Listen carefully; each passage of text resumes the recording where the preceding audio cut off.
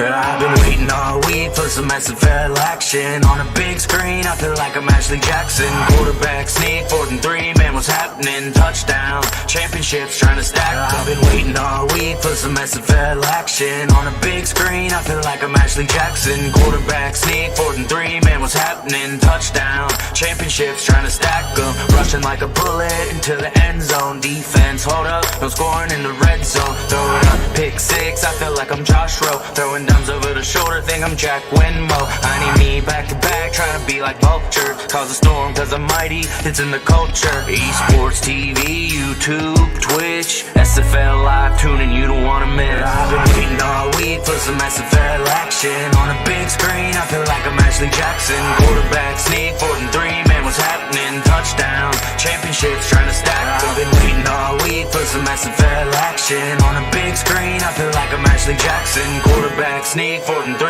man, what's happening? Touchdown, championships trying to stack up. Next level like my entertainment. NXT on the stream, 8 p.m. on the beat. Catch me on the cam like I'm SFL convinced. Yeah, you only got one chance, you can never miss. For the glory, revolution, feel my fury. Cause I'm a legend out in Canton, and I'm playing with dragons. I'm the king of this legion. SFL action, tuning this season. Kickoff! Are you kidding me? All they're gonna need is Big pop, it's up in the air!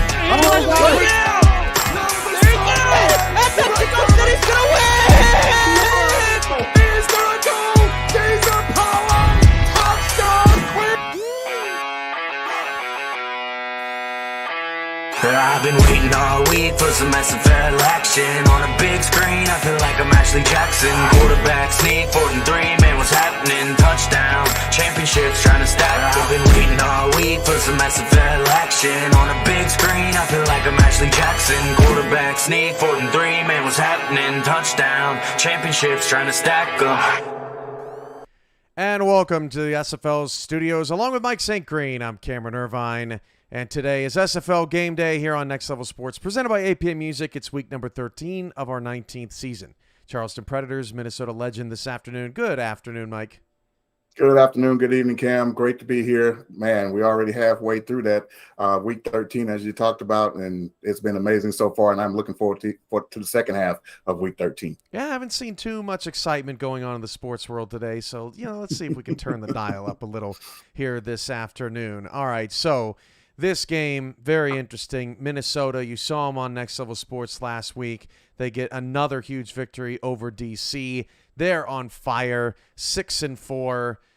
They host the Charleston Predators today, and this is an important game, Mike, for this Minnesota Legend team because they've got 3 former Charleston players, including an owner of the Charleston Predators that's now over there in Minnesota.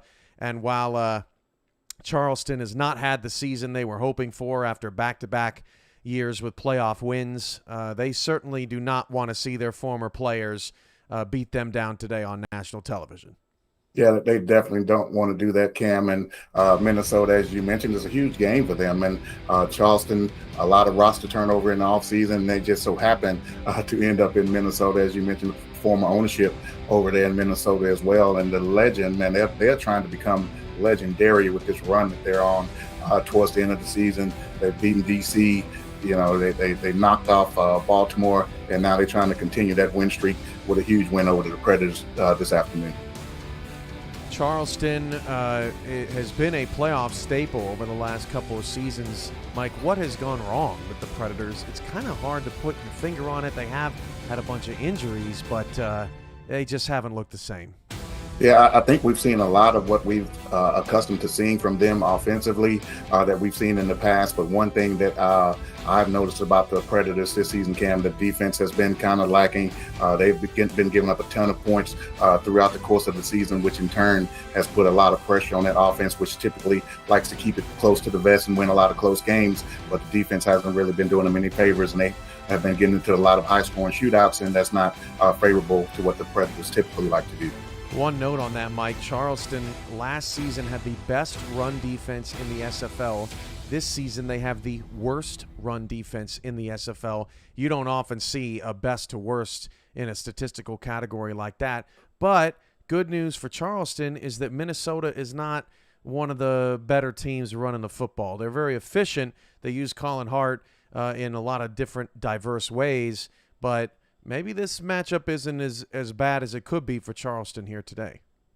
Yeah, that's quite possibly the case, Cam, but they are able to use Colin Hart in different ways. As we saw him, he scored 4 touchdowns last weekend, but 3 of them in the passing game. They like to get him out of the backfield, get him involved in the passing game, and then when they don't do that, they hit the short passing game with the receivers and tight ends as well. So maybe we won't see him do it on the ground. Charleston are definitely going to have to adjust some things and try to shut down the passing game of the Minnesota Legend. Minnesota, 4-game homestand. We talked about on the schedule release show, Mike, that if they could just weather the storm early in the season, this could be a time where they really hit their stride. They are unbeaten during this stretch, trying to make it a perfect 4-0. Coming up in bonus coverage today, Indianapolis plays in the Snake Pit, but these two teams, Mike, have been snake bit. 8 losses by 1 possession combined this season. Carolina's in a must-win situation. Indy's season kind of went sideways, but I think this is a game where both teams are much better than their records show, just with all of these close losses. Yeah, a lot of close losses for both teams. The Carolina Skyhawk, we're talking about defense with Minnesota and Charleston. That Carolina Skyhawk defense has been really fantastic all season long. It's been the offensive side that hasn't been able to put up enough points to accommodate the defense and the type of defense that they have been playing. And then we look at the Indianapolis Ramblers expansion team. These guys were young, obviously coming into the expansion season. They didn't, sign as many big-time free agents as we saw at Canton and all the Minnesota Legends signing this offseason. And they've taken a little time to grow. They kind of, hit a little stride in the mid-season, but just weren't quite able to get over the hump week in and week out. And, it's on to next season for them. And I think they'll be fine, next season, season 20. But big matchup for Carolina, needing to win to stay and a possibility of reaching that 6-6 plateau, which still may not be enough, as we have discussed a little bit earlier. But it'll be big for the Carolina Skyhawks if they could finish off with a 500 record and get an outside chance at making the playoffs. We'll get a look at the league standings in depth at halftime after our highlights from Friday night's action. But it's looking pretty dicey. For now, let's just look at the Central. Okay, this is coming into today. Sioux Falls got a huge win today over DC, 20-18. That's going to lift their record to 7-4. Now, Minnesota has lost to both Tulsa and Sioux Falls. So even though Minnesota's been playing so well, they're in a precarious position where it is likely that they're going to have to secure a wild card spot, especially after Sioux Falls got that big win today. Sioux Falls and Tulsa play each other next week, so one of them's going to have 5 losses. So for Minnesota, you just got to be thinking win out and give yourself a chance and hope at this point, Mike, that Tulsa can pull the not really an upset, but beat Sioux Falls next week, and that Minnesota stands alone at the top of the standings. Yeah, and Cam, once expansion hit and we found out who these 4 teams were going to be, and the divisions realigned a little bit, we looked at the Central and said, man, 2 expansion teams over there. We didn't expect it to be as competitive as it is, but it's turned out to be one of the most entertaining divisions in the SFL this season. Sioux Falls has kind of rounded back into their championship and playoff form from a few years ago. Tulsa, they're continuing their winning ways from last season. And then, Minnesota, they surprised everyone and right there in the hunt. So Minnesota, went out and they'll be fine and possibly stand outside chance of winning this division. But, it's been fantastic in the Central all season long. And Tulsa plays Baltimore tomorrow, and you think, they're 0-2 all time against the Vultures. They've never really had a competitive game against them. But Tulsa beat Minnesota, who beat Baltimore, right? So it doesn't make any sense. That should be maybe a little bit more competitive of a game than we're giving it credit for, but history would tell us that Tulsa may be 6-5 soon with a very difficult matchup against Baltimore at 9-1 tomorrow evening in our bonus coverage of our Next Level Sports block, Atlanta and Vegas, the featured game there. All right, we'll get things kicked off. Ramos Lynn and Mark Lopez out in St. Paul, Minnesota. When we come back from after the break, Mike and I will be back here at the half. Charleston and Minnesota. It's coming up next right here on NXT.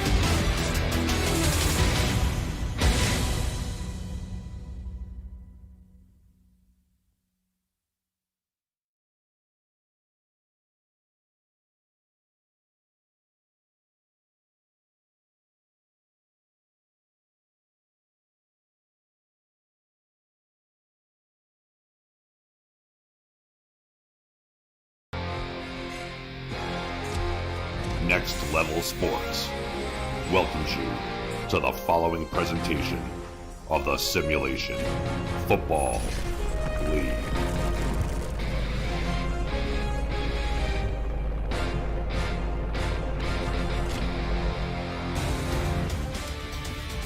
Everybody, welcome to week 13 of SFL action. It's football weather tonight in St. Paul, Minnesota, as the Minnesota Legend face off against the Charleston Predators.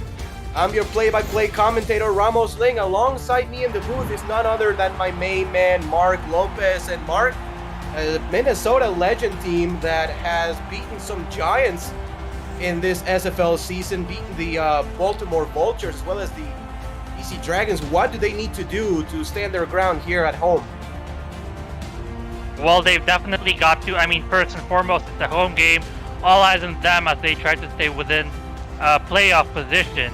They got to defend their home, Ramos. This is their home. They don't want to come away with a loss. And against a team who is currently out of the running, they will, have to do their best. They have the third best rushing defense. They have allowed only the second fewest passing touchdowns, so their defense will be the shining point of this Minnesota team.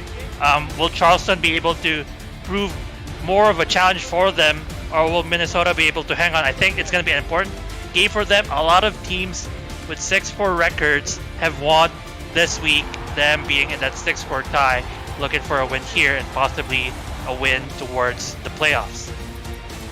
Minnesota wins the coin toss and they select to defer for the second half. Football weather tonight, and people may ask, what's football weather? To me, that's about like sunlight, but it's chilly a little bit. Chances of rain of about 40 to 50% here tonight in Minnesota, as they are set to kick the ball away. And we're underway from St. Paul, Minnesota. And the return is Charleston, past the 20, past the 25, and tackle at the 27-yard line, as we're going to introduce you quickly to the Charleston offense. Kentes Johnson is the quarterback. Keith Swearingen and Terrell Sutherland at the backfield, halfback and fullback respectively. Receivers are Christopher Ochoa, Saren Storm, and Davius Reed. The tight end is Dusty Rourke. And in the offensive line, Dusty Wilson and Damian Robichaud are the guards. Power formation here to start the game for Charleston. It's a 22 personnel as Swearingen gets the handoff, picks up 3 on the play, and it's going to be 2nd and 7. Yeah, that's our first look on Keith Swearingen, who has been tearing up the league with his rushing despite their team's records. Over 1,000 yards rushing this season. That's 1,076 to be exact. And with only 10 games played, that is a feat to be sure. Second down, 7 yards to go. Ball at the 29-yard line. From the shotgun, Johnson will throw. Johnson with time, throws across the field. The pass is caught somehow by Terrell Sutherland. Picks up 2 on the play. Good play by Kentes Johnson, making something out of nothing. Oh boy, that is definitely something. Many times you see a quarterback get hit as they make the throw and the ball just lands dead on the play. But no, he's able to find his man, Kentes Johnson, with his great resistance. 4 wide receiver set. The pass is caught. That one to Christopher Ochoa, number 11. Charleston wearing the new white uniforms with red helmets. I think that's the first time they've used it in team history. And Minnesota also for the first time in team history using all blacks. An interesting contrast of uniforms tonight, as this is going to be 1st and 10 from the Power I formation. 4-3 defense, bump coverage by the corners, looks like. And Johnson will throw. Johnson to the outside, gets it to Swearingen. Swearingen with some room. Swearingen gets 9 on the play. Shy of the first down by a yard, 2nd and 1. Yeah, good play calling right there, and Swearingen running outside as the receivers pull away the defensive backs and the linebackers away from the middle, just allowing a lot of room for Swearingen to run to the left. And what happens? He gets 9 yards, a good play for Charleston. 2nd down and 1, and it's going to be another handoff to Swearingen, and he's going to go nowhere. Tackle right at the line by the Minnesota defense. as we're going to introduce you to them. Angela Meerkat and Mark Mello at defensive ends. Buster Johnson and Max Knight at defensive tackles. BJ Loveless, Axel Raven, Juan Mississippi at linebackers. Corners are Cody Griffin and Johnny Bravo. And the rest of the DBs, Rick Evans, Daniel Wright, Tigga Clay, and Derek Meerkat. 3rd down and 1 from the offset eye. Another handoff to the outside, goes to Swearingen, gets the first down on the play, up to the 48-yard line of Minnesota, as Charleston is playing a little bit of a small ball, Mark, as they call it. You know, just runs, short passes, and being effective so far. You got to give credit as well to blocking downfield receivers, and especially Dustin Rourke on that last block, giving the first down conversion. Again, the offset eye formation, and again, another throw to Keith Swearingen. Good block by the offensive lineman. Keith Swearingen gets 9 on the play. Max Knight pursues and makes the tackle just shy of the first down marker, 2nd down. Man, talk about giving up your body for that play. The block by the offensive lineman just gave that extra few inches for Swearingen to get past the defender despite the big hit. Gets another 9 yards. Swearingen has been on a tear this season. He hasn't stopped in this game. 2nd down and 1. Another handoff goes to Swearingen, and he's going to be blown up in the backfield by BJ Loveless. Right at the line, maybe loss of a half a yard. 3rd and short. I mean, you can really see how both teams are getting on each other, the way Swearingen runs through people, and then the way BJ Loveless and the rest of the defense want to get to Swearingen. This rivalry, despite not playing any games against each other, there is brewing rivalry amongst the players. Run to the outside is going to be blown up in the backfield. No chance. Angela Meerkat and Axel Raven blow that up in the backfield. And after a very promising start of the drive, Charleston will go and punt the ball away. Yeah, I mean, if you're Charleston, you've seen the success so far of Cantes, some key blocking downfield. But I guess Minnesota just did not bite this time, sent more people to him, and that's how they got him. Punt goes away. This is a pretty good one. Inside the 10, the bounce inside the 5, and beautiful play by Blutner and company, as Minnesota will be pinned inside the 5. I mean, all in all, Ramos, I think it is still a good drive. You know, you got the ball forward. Sure, you didn't get points, but to pin Minnesota, the home team, the team vying for a playoff position, down in their 4, that's an achievement in of itself. Now let's see if this defense can pull a stop for their team. I formation here for Minnesota. I know it's going to be a handoff this time. Colin Hart goes nowhere. Probably loss of about half a yard, as we're going to introduce you to the Minnesota offense. Johnny Reno at quarterback. Colin Hart and Tank Williams in the backfield. Wide receivers are Buchanan Simons, Quag Mam, Jay Taylor, and Adam Banks. The tight ends are Christian Bacigalupi and Jason France. Handoff again, Colin Hart, nothing doing there. One more time, the defense by the Charleston Predators, which last season was number 1. This season is last in the SFL against the run, with a couple of very impressive plays to start. Yeah, and sometimes the numbers does not reflect the ability. It's definitely a lot of run-heavy teams that they've faced and have struggled against. Against Colin Hart, they're proving to be a challenge. Colin Hart gets the handoff on 3rd down and maybe gets a couple on the play, as Minnesota was just trying to give the punter a little bit of breathing room, and it's a very quick 3-and-out for the Legend offense. Yeah, that's a quick out for them. Definitely good on this defense, despite their Charleston offense floundering what seems like a good drive to get the ball back. That's some good defense for you. Storm will call a fair catch right there at the 38-yard line. And we're going to see the Charleston offense on the field one more time. If you're new to the SFL, the Simulation Football League combines traditional sports, esports, and a role-playing game into one. Team strategies are being executed in real time by our simulations as real-life players compete on the virtual gridiron. For more information about the SFL, visit our website at simulationfl.net. The SFL would put the fan in fantasy. 2 wide receivers set this time for Charleston, and they're going to hand the ball off to Keith Swearingen. Goes to the outside, makes a spin move, breaks into the tackle. Oh my goodness! Swearingen gets him open field. Keith Swearingen past the 10. Keith Swearingen, touchdown Charleston. The cheetah is in here. He's on speed skates. Swearingen could not be taken down. Spun around one guy. Someone else got on his waist. Spun around that one too, and just got to the touchdown. I think that's just individual effort. Like right there, one guy was on his hip already. Breaks the tackle, and Swearingen will not be denied. And suddenly, it's looking like Minnesota is the team with the weaker run defense, allowing Swearingen so many rushing yards very early on in this quarter. That was Keith Swearingen's 6th rushing attempt, already 40 yards. They did a pretty okay job in the first drive, but that one, a 38-yard scamper by Keith Swearingen. And Charleston, with this extra point, is now up 7-0. So, in the first drive, Mark, it was a tough situation here for Minnesota. I mean, they had the ball inside the 5. They also had to play some field position. They ran the ball 3 times. I will expect with, much better field position, they will throw the ball more with Johnny Reno and company. Absolutely, I do agree with that. That's just the nature of great punting. I guess that put them in that 4-yard line. That was a tough situation, as you said. I'm excited to see what they can do.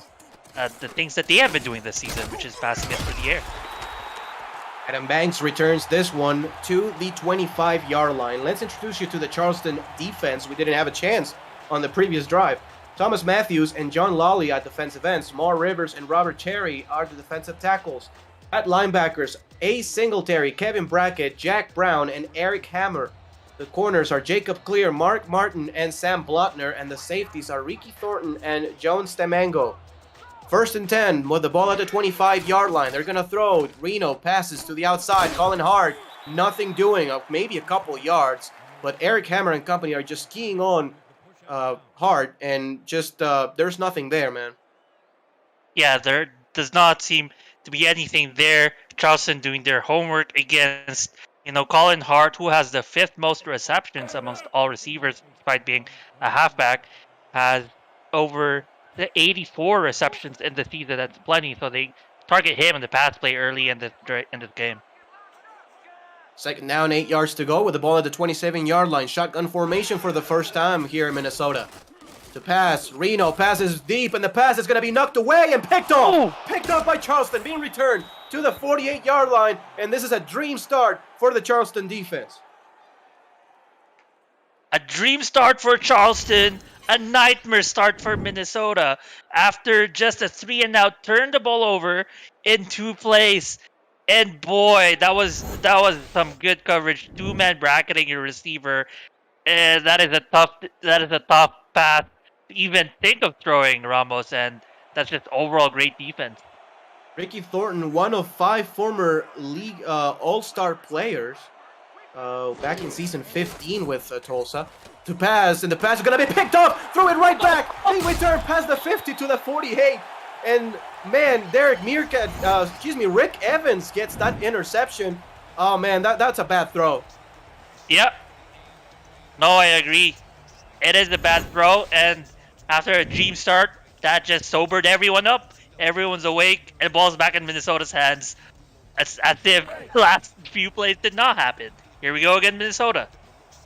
Rick Evans, the rookie, 50th overall pick out of Lincoln in the 2nd round last season, gets that interception. 4-3 defense here for Charleston, and a heavy set pass the ball to Colin Hart.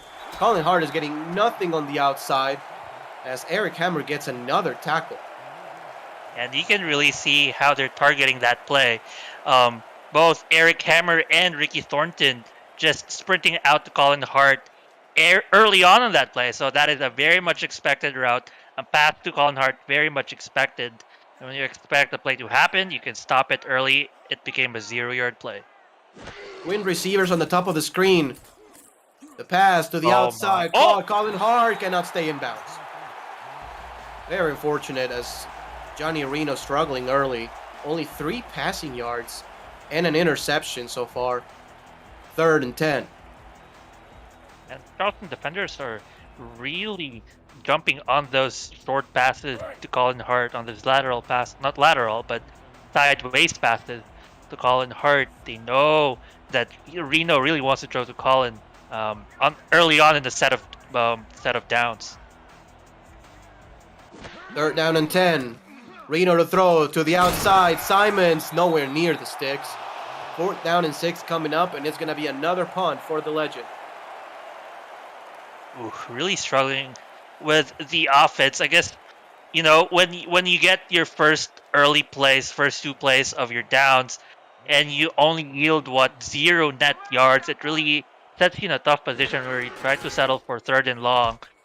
And the secondary has just been on point. Really has, as this ball is fair caught by Storm. Minnesota is middle of the league in 3rd down conversions on offense, 52%. That's 15th best in the Simulation Football League. So just on the bottom half, their strength is their defense in pretty much every category. Points allowed, they're 4th.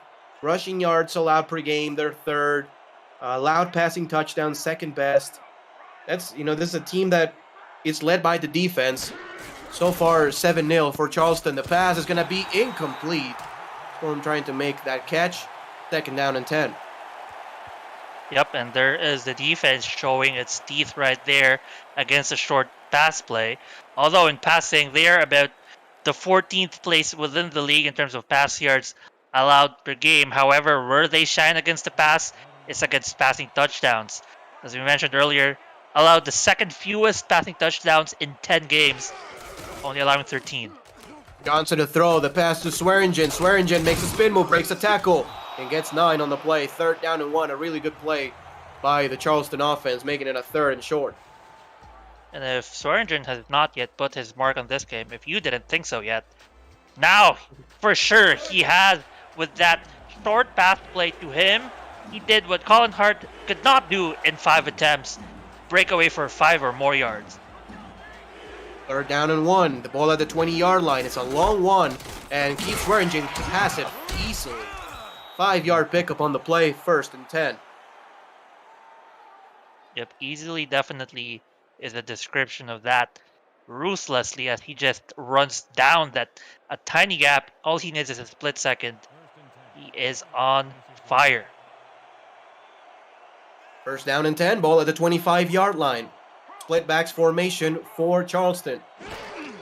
They're going to hand the ball off again. Swearingen with a lot of room. Keith Swearingen gets 8 on the play as he's quickly approaching 100 yards from scrimmage in the 1st quarter. Yep, and last week only having 61 yards in 15 carries. That is still a solid average of 4.1 per carry, but this game he is averaging a crazy amount that's coming up to about 6.6 yards per carry. 2nd down and 2. Offset I formation again. It's going to be a handoff. Swearingen to the left. They cuts it back middle and gets a 1st down. Not One of only the prettiest 4-yard gains you will ever see. Yeah, it's also the most patient one I've seen for Swearingen. Just thought almost like I'm going to use the analogy of a cheetah again, just stalking his prey amongst the tall grass. The tall players in front of him just finds an opening, jumps forth, and gets the 1st down. 1st down and 10. Johnson to throw. The pass is caught. And that's Ochoa, who is the only wide receiver to catch a pass so far for Charleston. Couple grabs for 13 yards. 2nd down. Yeah, Swearingen is, after all, the lead receiver in terms of receptions for this team. Ochoa is not too far behind. He has 56 receptions in the season. He has the most yards for his team, receiving-wise. Swearingen gets a handoff. Swearingen with a lot of room again. 1st down. 7.5-yard pickup. Good enough to move the chains, as this is going to be apparently the last play of a 1st quarter of play that has been dominated by the Predators. Even though in the scoreboard it's not a blowout, I mean it feels like it. Yeah. I feel like there's a lot of domination of both the tight ends as well as the offensive linemen in terms of blocking. 7-0, the Charleston Predators lead the Minnesota Legend. Don't go anywhere. You're watching the Simulation Football League presented by APM Music on NXT.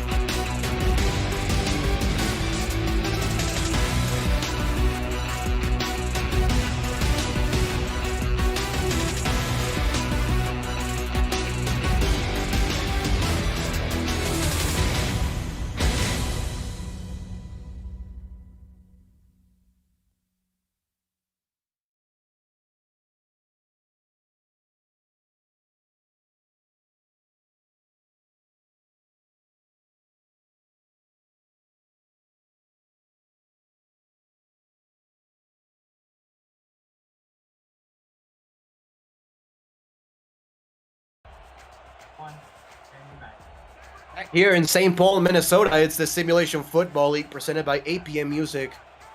Here on NXT, it's first down and 10 as Kentis Johnson will throw the ball, goes deep, and Kentis Johnson overthrows Christopher Ochoa. Second down and 10 as Angela Meerkat was applying pressure. Only the second incompletion by Johnson, one of which was the interception today, another one right there. Johnson just trying to get his bearings in this game. His long passing still has to connect with a long pass in this afternoon. Connecting well, although with Swearingen. Second down and 10, ball at the 47-yard line. 3 wide receiver set. And Johnson will throw. Johnson goes down. Max Knight gets the sack. 3rd and 13 coming up. And that's exactly what you don't want to have against the Minnesota defense. 3rd and longs. Yeah, no, absolutely. Max Knight, what a play by him.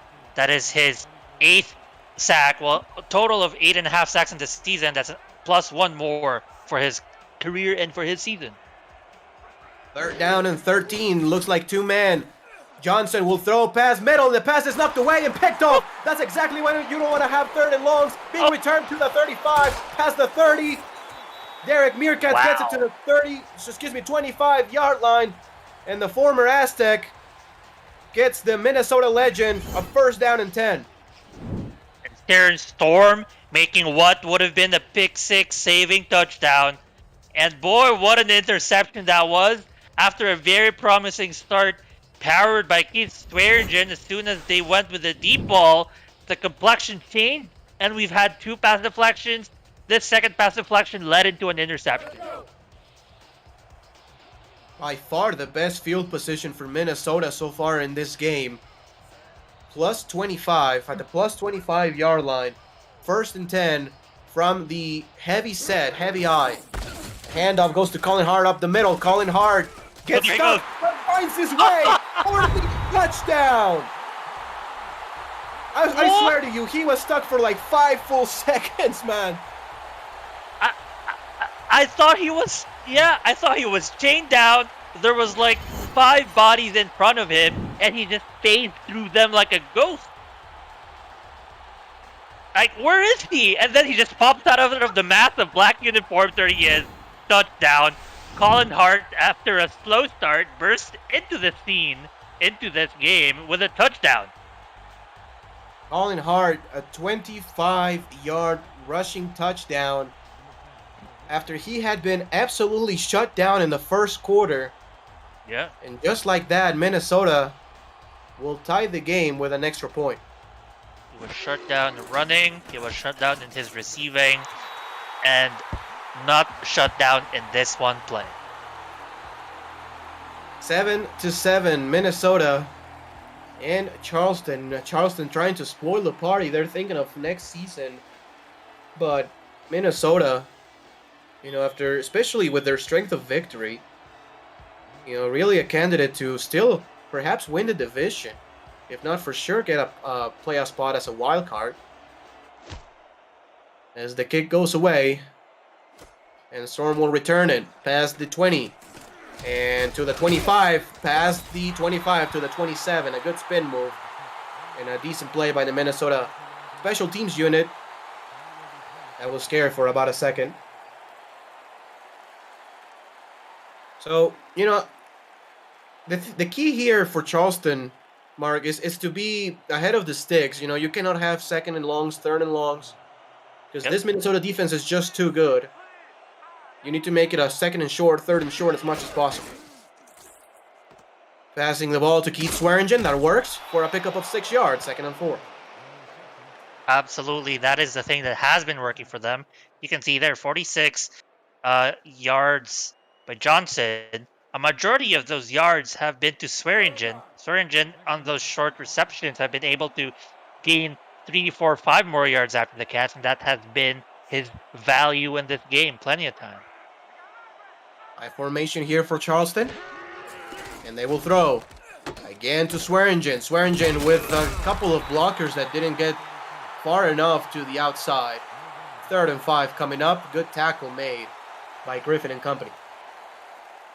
Axel Raven as well in that collection of defenders making the tackle.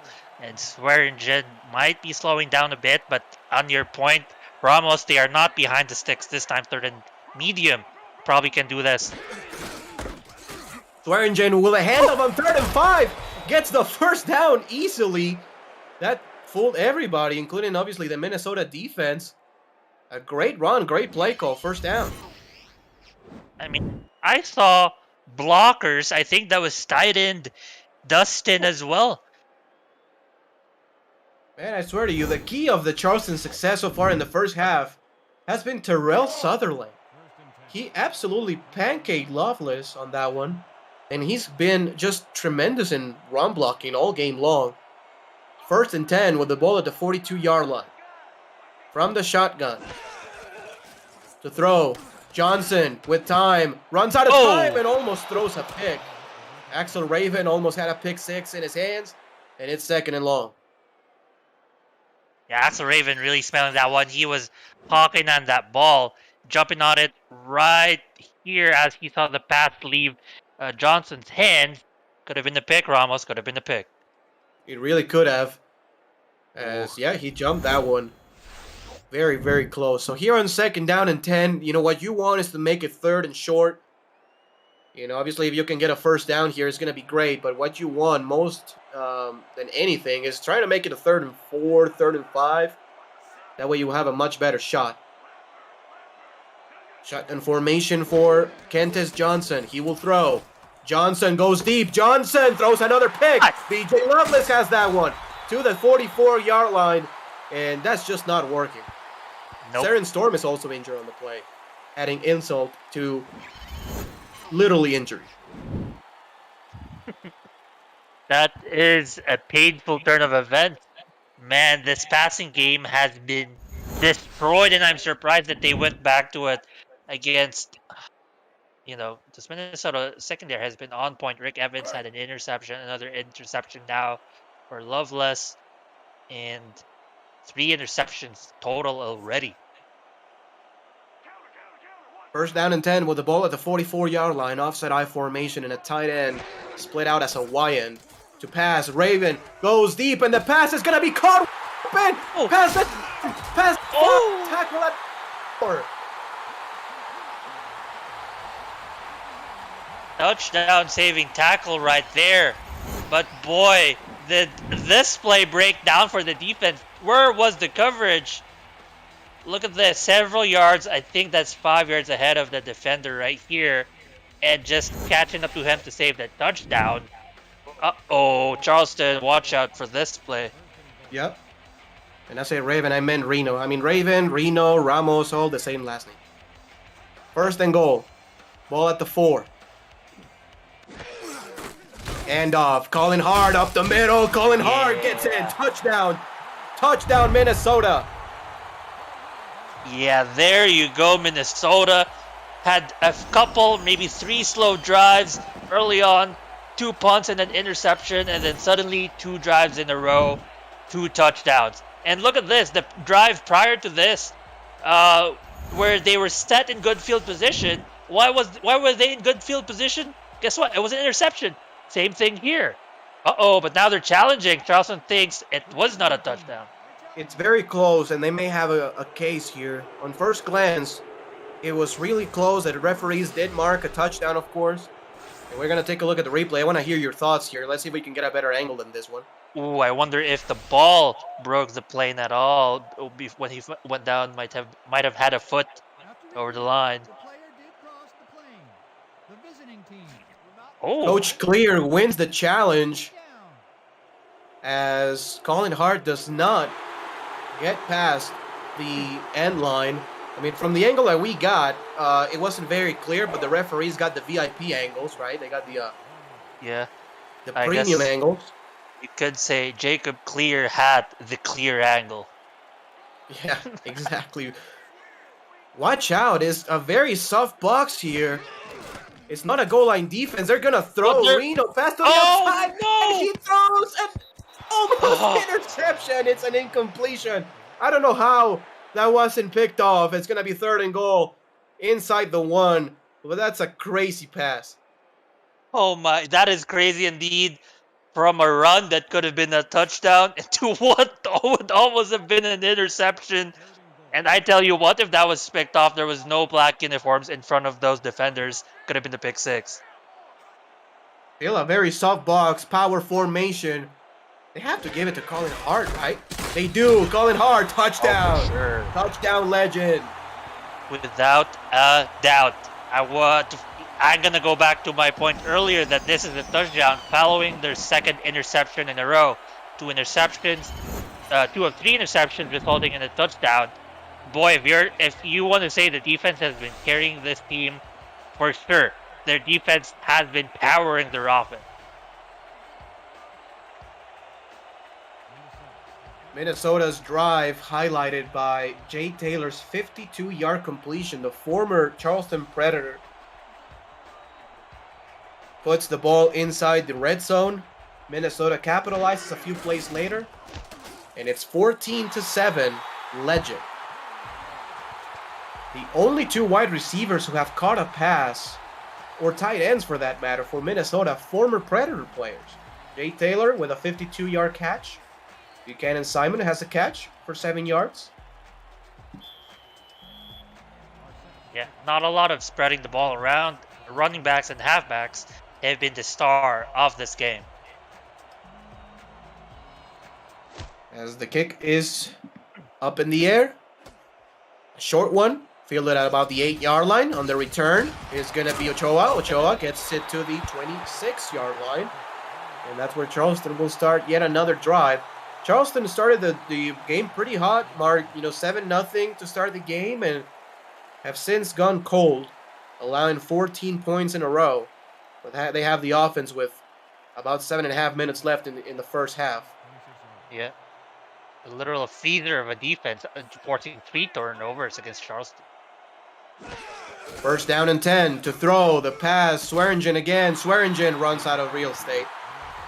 Loses 1 on the play. Kentis Johnson's day so far, outside of Keith Swearingen, has been a nightmare. I mean, only 13 passing yards outside of Swearingen. Make it 15 yards outside of Swearingen, and 3 picks. You're right. He has 15 attempts. 9 of those have gone for only the 15 yards. Second down and 11. Handoff, Swearingen. Swearingen breaks a tackle. Swearingen's pin moves and gets a first down. And it's been that kind of pro formation, Mark. It's not been like the power set. It's been the pro formation with 2 receivers, just a fullback and a tight end, and running the football right up the middle. Yeah, and he got some incredible blocking. Not only is your fullback blocking forward, just the amount of opening that the offensive line allows your fullback to even get that far into the second level, and then Keith Swearingen does the rest. First down and 10 with the ball at the 36-yard line. The pass to the outside, caught for a pickup of about 5 on the play. A Saren Storm made return, has cramps, so Ochoa gets the catch, and Ochoa will be taking off the kickoff and punt return duties in the meantime. Yep. Ochoa, meanwhile, that is only his second reception in 4 targets this afternoon. 13 yards, he might be taking a load for Saren Storm while Saren is away. Second down and 5. Offset I formation to the outside. Great block by the fullback as Keith Swearingen gets 3 on the play. That play could have been a loss of like 5 yards, but Terrell Sutherland gets a great block on the outside. Terrell Sutherland does hero work as well downfield, making some blocks. Whenever Keith Swearingen can get a chance and break away, it's going to be because of those blockers. Third down and 2 with the ball at the 44-yard line to throw. Johnson on the outside. He's got Nice. Keith Swearingen, but he's going to be shy of the first down marker by about a yard and a half. And Charleston will have to punt this one away. Yep. Axel Raven amongst the defenders making that tackle. Daniel Wright as well. So a good tackle right there. And Swearingen, who on many times this game has converted those first downs. 4th and 1. The punt unit is on the field as Charleston will try to pin Minnesota inside the 20. That one is inside the 20 to the 15. And the return is to the 20-yard line. First and 10 coming up here for Minnesota. A Minnesota team, Mark, that has looked much better over the last, 10 minutes of play. They were thoroughly dominated for the most part in the first quarter. And ever since the defense has buckled up, the offense has made some big plays, and they lead by 7 points. First down and 10 with the ball at the 20-yard line. From the eye, the pass on the inside, it's caught. Great throw. Great touch on that one as Adam Banks gets the catch. Yeah, another good catch. And now Minnesota is the one heating up. We're talking about slow starts in this game, kind of similar to how they had somewhat slow first half of the season. First 7 games having a record of 3-4. That 3-4 record ended with a 3 losing streak. After the 3 losing streak, they are now on a 3 winning streak. Looking to add to that win streak with this win. First down and 10 with the ball at the 32-yard line to throw. The pass on the outside. Colin Hart gets about 4 on the play. That's about one of the better plays out of that screen pass that we've seen so far from Minnesota. A 4-yard pickup, 2nd and 6. Yeah, much better placement of the ball ahead of Colin Hart so that he had the momentum to actually go vertical and gain more yards in that play as opposed to where before he was being taken out of bounds. To throw the ball outside as Jay Taylor gets 5, gets it to the 41-yard line. 3rd and short coming up. 3rd and short that you will think it will go to Colin Hart. Playing much better as of late. 6 rushing attempts, 31 yards unofficially.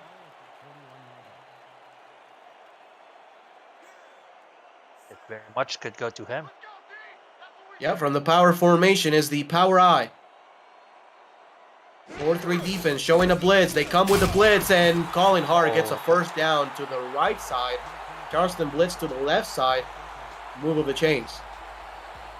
And that is incredible recognition by Colin Hart to recognize the blitz and then just find the soft part of that defensive line. That soft part was to the right. That was enough yardage to gain the first down, and now they're going. First and 10 with the ball at the 43-yard line on the eye. It's going to be Reno with a pass. Oh! Buchanan Simon somehow makes that catch for an 11-yard pickup, first down. Yeah, and finally Reno as well getting his bearing with his passing game this time. That is only his 8th completion of the game for 82 yards.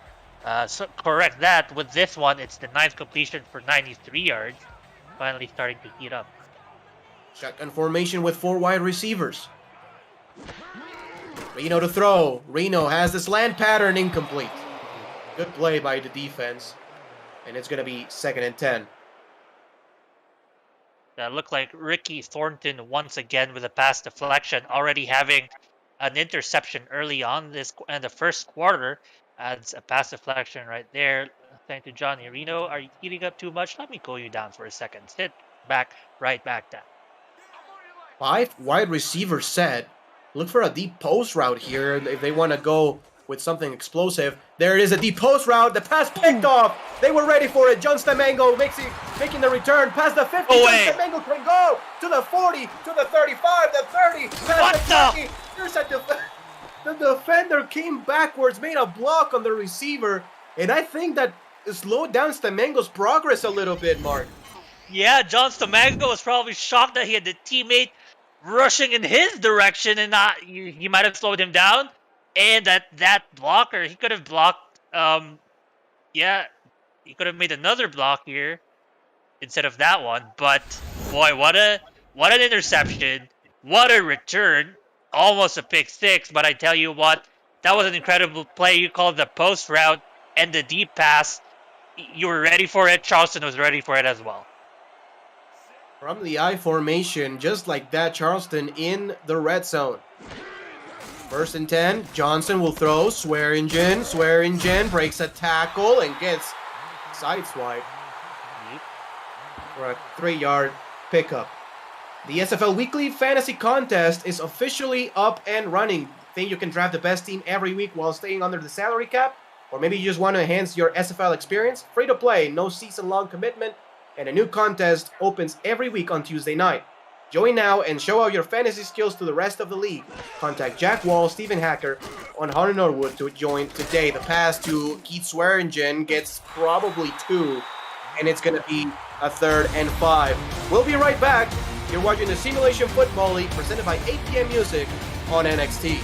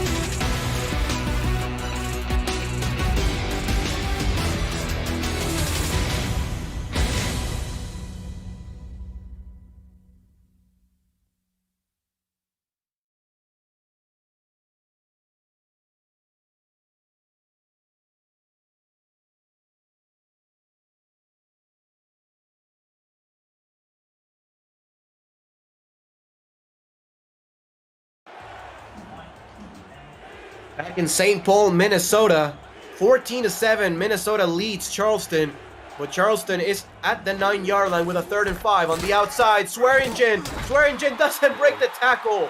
It is going to be a 1-yard pickup only, 4th down and 4. What a key tackle right there by Minnesota. Swearingen, the only major producer in terms of yards for Charleston.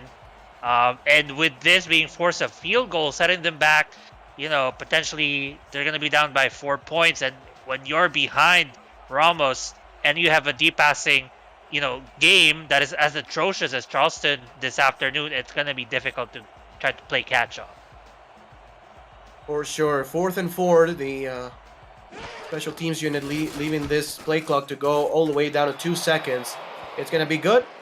And Minnesota leads now 14-10. Coming up on the APM Music Halftime Report, Cameron Irvine and Mike St. Green will break down the first half between the Predators and the Legend, highlight Friday games from around the SFL, discuss the up-to-date playoff picture, and update you on action going on the East Coast between Indianapolis and Carolina. It's all coming up on the APM Music Halftime Report. Still a minute and 14 seconds left here in the first half from St. Paul, Minnesota. And this return is going to go past the 20 and to the 23-yard line. And Minnesota, Mark, still has 3 timeouts, 70 seconds left. They can attempt something. If they can get a 20, 25-yard pickup, they're going to be right at about midfield, and maybe they can try something. Yeah, I mean, their last, they had a 56-yard drive ending in touchdown. It only took them under a minute. Yep. 1st down and 10 with the ball at the 23. From under center is Johnny Reno. He will throw. Reno passes to the inside. Caught. There we go. Yep, there we go. A pickup of about 12 yards on the play. And they're going to go in the no huddle. France on the catch. 53 seconds left and counting. Reno snaps the ball. Reno passes to the outside. It's caught somehow by first Jay down. Taylor for a 1st down. Cannot believe that went over the first down marker, but he did anyway. Reno to throw. Reno to the outside. Knocked away and almost picked off. Playing with fire. Johnny Reno here in this drive. 35 seconds left. Second down. Playing hot potato. We've seen that so many times today. A pass deflection leading into an interception. And it has hurt Charleston more than it has hurt Minnesota, with 3 interceptions already against Charleston. Minnesota lucky for that one. Second down and 10. Offset single back this time for Minnesota. They will throw to the outside. The pass caught. Great tackle. And Minnesota is going to call a timeout here. Visit the SFL website at simulationfl.net for info about the league and its 28 teams. All the places you can watch live games, plus links to apparel from Sector 6 and SFL mini helmets from 97 Sports Promotions. See all the league records, team stats, player leaderboards, the rankings of the next class of SFL talent, and so much more. Simulationfl.net, your home for everything SFL. 5 wide receivers this time. Reno to throw. Reno goes deep. Reno has a completion. Nice. Buchanan Simons, who was the primary deep threat for Charleston for many seasons, burns the secondary. Yeah, and he just run his route in a basically straight line, a post route, 2 defenders there, but 2 receivers as well, and make what a great pass by Reno to get BJ Loveless. Sorry, not BJ Loveless. Buchanan Simons, both names starting with a B, and what a great catch. Sets them up with good field position with still 2 timeouts left. Down and 10 with the ball at the 26-yard line. An offset single back again. They go to the single back. It's going to be Colin Hart. The ball out of bounds. Oh, Oh, man. Eric Hammer, who has been all over Colin Hart on the swing pass all game long. 2-yard pickup, 2nd and 8. This game is such a volatile game in that we've seen so many things that could go wrong, not going wrong, and some of them going wrong as well. And it's just you're a viewer of this, and boy, it's hard to watch the game. Passing the ball to the outside. It's gonna be a catch, and rolling bounds somehow. Oh man, I think he got it out of bounds. That was a really good effort by the receiver. 3rd and 1. To pass again. Reno to the outside, knocked away. My. Beautiful, beautiful, beautiful deflection. Mark Martin with his first pass deflection of the game. A little quiet in this game, but that's because Johnny Reno has been throwing deep passes that seem to keep getting caught by his receivers. And now Mark Martin playing a key role in that stop, forcing not a third down, but a 3-point attempt. Yep. From about 33 yards out, the kick is up, and it is good. Minnesota now leads 17-10 over Charleston. 3 seconds left here in the first half.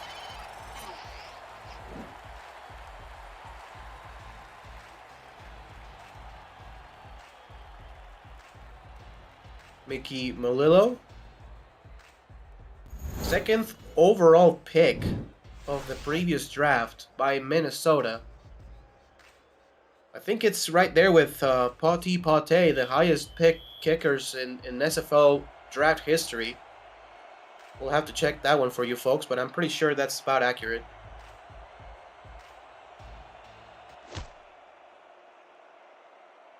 It goes away, and it's been fielded at the 9-yard line. Past the 20, past the 25, past the 30, into the 32-yard line. It's going to be the end of the first half. Cameron Irvine and Mike St. Green with the halftime show coming up. Don't go anywhere. You're watching the Simulation Football League presented by APM Music on NXT.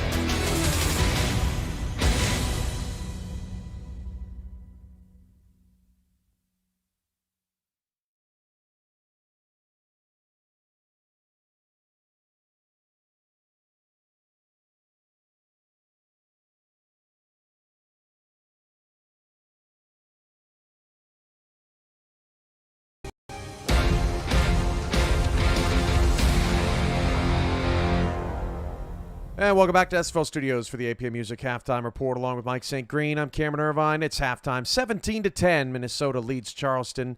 And that, Mike, was not the prettiest half of football that we've seen. Even this week, we've seen so much better football than that. That was tough. Minnesota not playing their best football right now. I kind of think that they are, Cam. I think this is what we typically expect from Minnesota. They're going to play it, great defense, 3 yards here, 5 yards there on offense. I think we're seeing typically what we see out of them. I think last week's game against DC was kind of an anomaly for what they typically do. I understand what you're saying there. I mean, their defense has definitely been just horrific for Kentez Johnson, and Charleston's offense is so one-dimensional right now. 4 touches for everyone not named Keith Swearingen. He's going to get run into the ground in the second half if they can't figure out anything different to do in the locker room. Yeah, Cam, the Charleston Swearingens, the Charleston Predators, they're really going to have to figure out a way to get someone else some touches in this game. Keith Swearingen, he actually looked kind of gassed, early in the second quarter. Really, he's touched the ball so many times here in the first half. They really need to figure out a way to distribute the ball to some other players.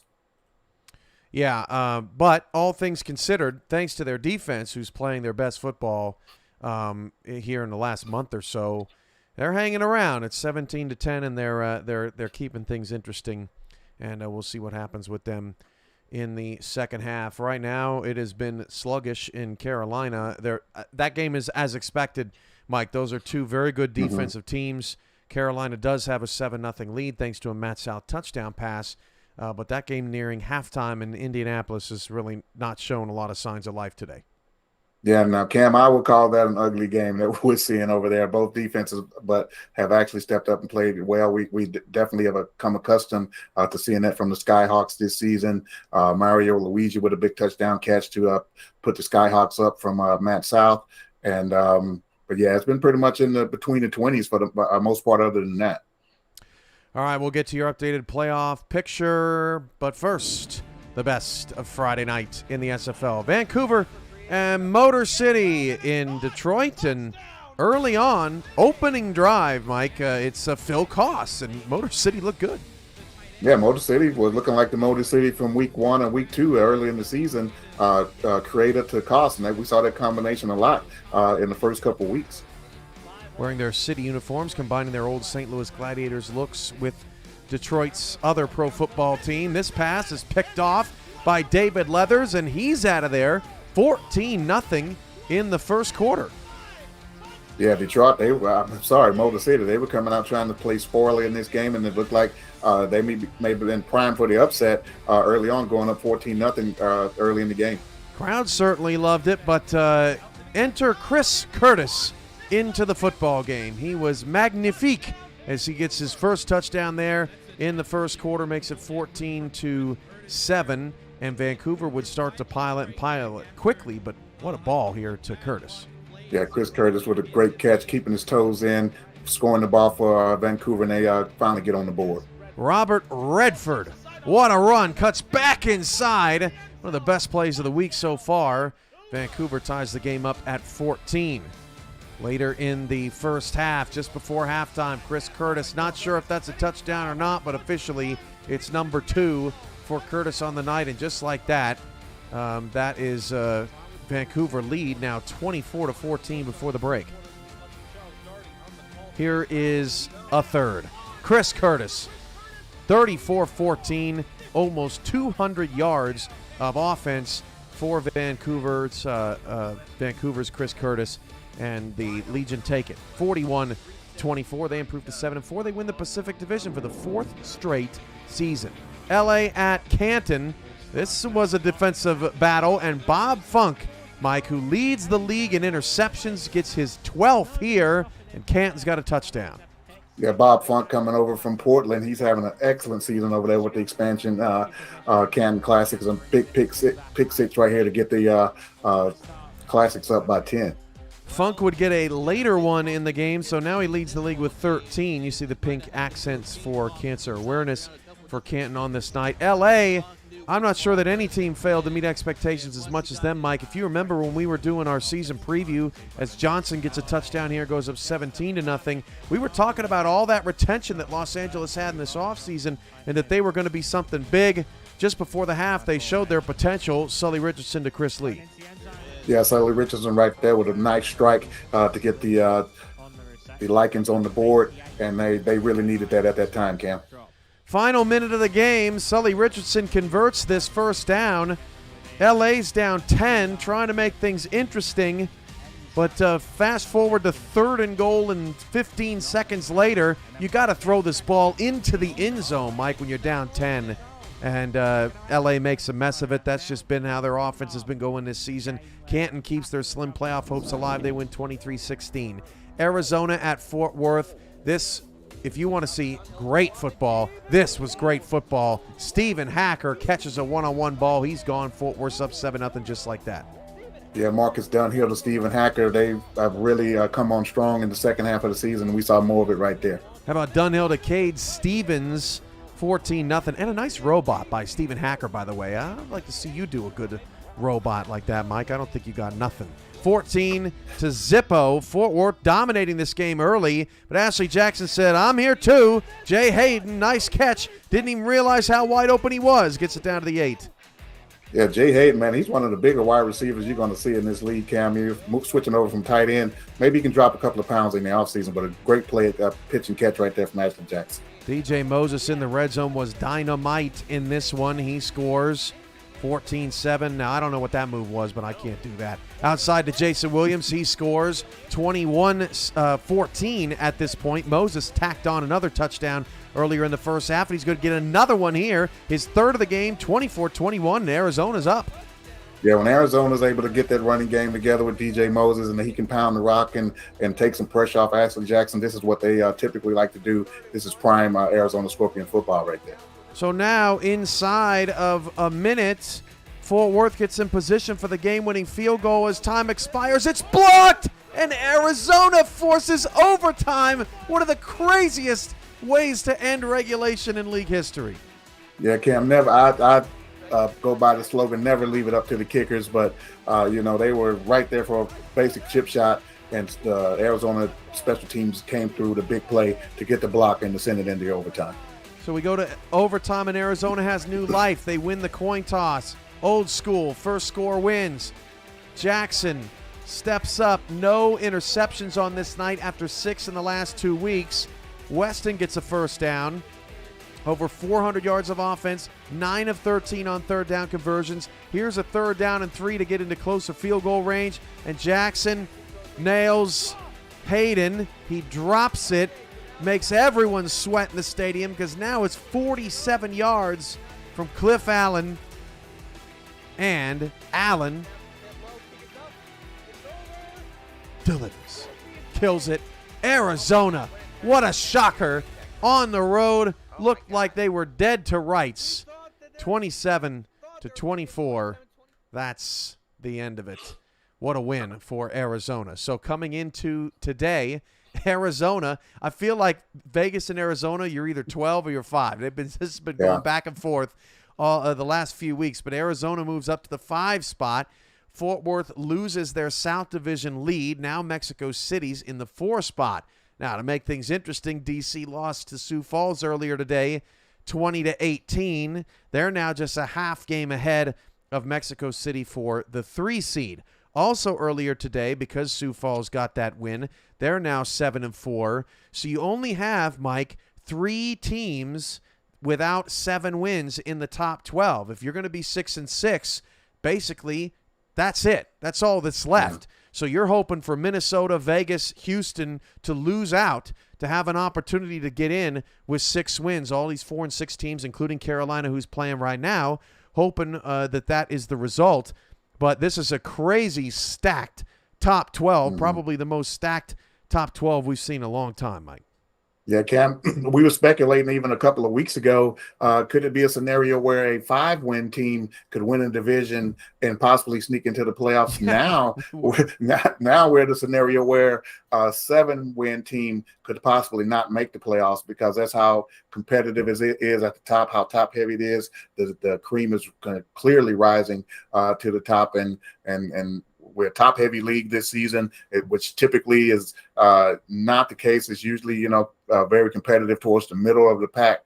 But man, let's talk about Arizona real quick. Let's go back to them. That was a huge win for them. They'd kind of been on the slide. They were 6-2, had lost a couple of games in a row. They were right there on the cusp of going 6-5 and possibly getting to that realm of looking great and in that 5 position a few weeks ago to possibly being out of the playoffs, as we were talking about with that 6-win total. Yeah, and you see Vegas down there. They play Atlanta tomorrow on Next Level Sports. Atlanta's going to be one of our teams on the outside looking in that we'll check out in a second. But whether or not Vegas wins or loses that game, it's really irrelevant, because if they win, they sweep Arizona, they win the West, and they clinch a playoff spot. They can do that with a win in Atlanta or not. The game means much more to the Atlanta Swarm, but obviously Vegas, still in contention for a first-round bye, would like to take care of business on Sunday, but we haven't determined the final week of the regular season here on Next Level Sports. Decision Saturday, decision Sunday, but I'm guessing Vegas and Arizona will be involved in one of those 2 blocks, no doubt, for a chance to win the divisions. All right, so here's your outside looking in. Here's your last 4 in. You've got Tulsa at 6-4. They play Baltimore tomorrow. Lone Star lost to Florida yesterday. Didn't see highlights of that because it was a rout. Florida playing very good football. Portland lost today, so they're now 5-6, tied with Canton. But as we mentioned, it's Minnesota, Houston, Vegas. They're the ones holding everybody out of the playoffs. If one of those teams tanks, falls apart, it's going to open the door for someone at 6-6. Still could be them, quite frankly, to make the playoffs. But that outside looking in, they're in a real precarious position, particularly Tulsa, who technically could still not make the playoffs with 8 wins if everybody won out.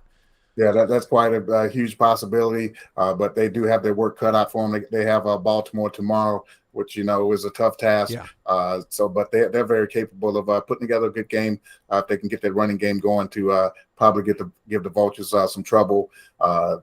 Lone Star they're playing Mexico City next week to try to get the 7 wins. That's going to be a tough road. Portland, they're looking at Seattle, but they already have that 6th loss. They lost to London last night. And Canton, they got to win, and then they close out with, I'm not sure who they close out with off the top of my head. I think Queen City next week. So, man, they're all in position to where they can win their games next week. A couple of teams to get to 7-5. A couple of them are in good shape to possibly get to 6-6. So, as you mentioned, these guys are all rooting for the teams that are playing against Houston, Tulsa, and I think it was one other that I'm missing tomorrow to come up with L's and give themselves an outside shot at getting to that 6-6 fray and making it into the playoffs. And Charleston's trying to help them out too. They haven't played a bad first half. They're down just 17-10 here. You're watching the APM Music halftime report of the Simulation Football League. Carolina is rolling over Indy right now, 17-0. One last note on the playoffs, Mike. Lone Star's in a crazy position. They're going to be Denver fans tonight. Now, Denver's 0-6 all-time against Mexico City. They are heavy underdogs and have not been playing very good football as of late. If Mexico City does lose, Mike, Lone Star could still win the division. Yeah. And they're on the outside in looking at the playoffs because they play Mexico City next week. Now, Mexico City takes care of business. That'll take Lone Star out of the running for that. But that's just how insane things have been for the Lone Star Glory. Last season's runners-up. It's been tough for them. All right, halftime is over. Charleston 10, Minnesota 17. We'll get you back to the start of the second half after this commercial break, and Mike and I will be here to wrap things up and preview tomorrow's action on Next Level Sports in postgame. This has been the APM Music Halftime Report. Ramos and Mark have your second half call when we return.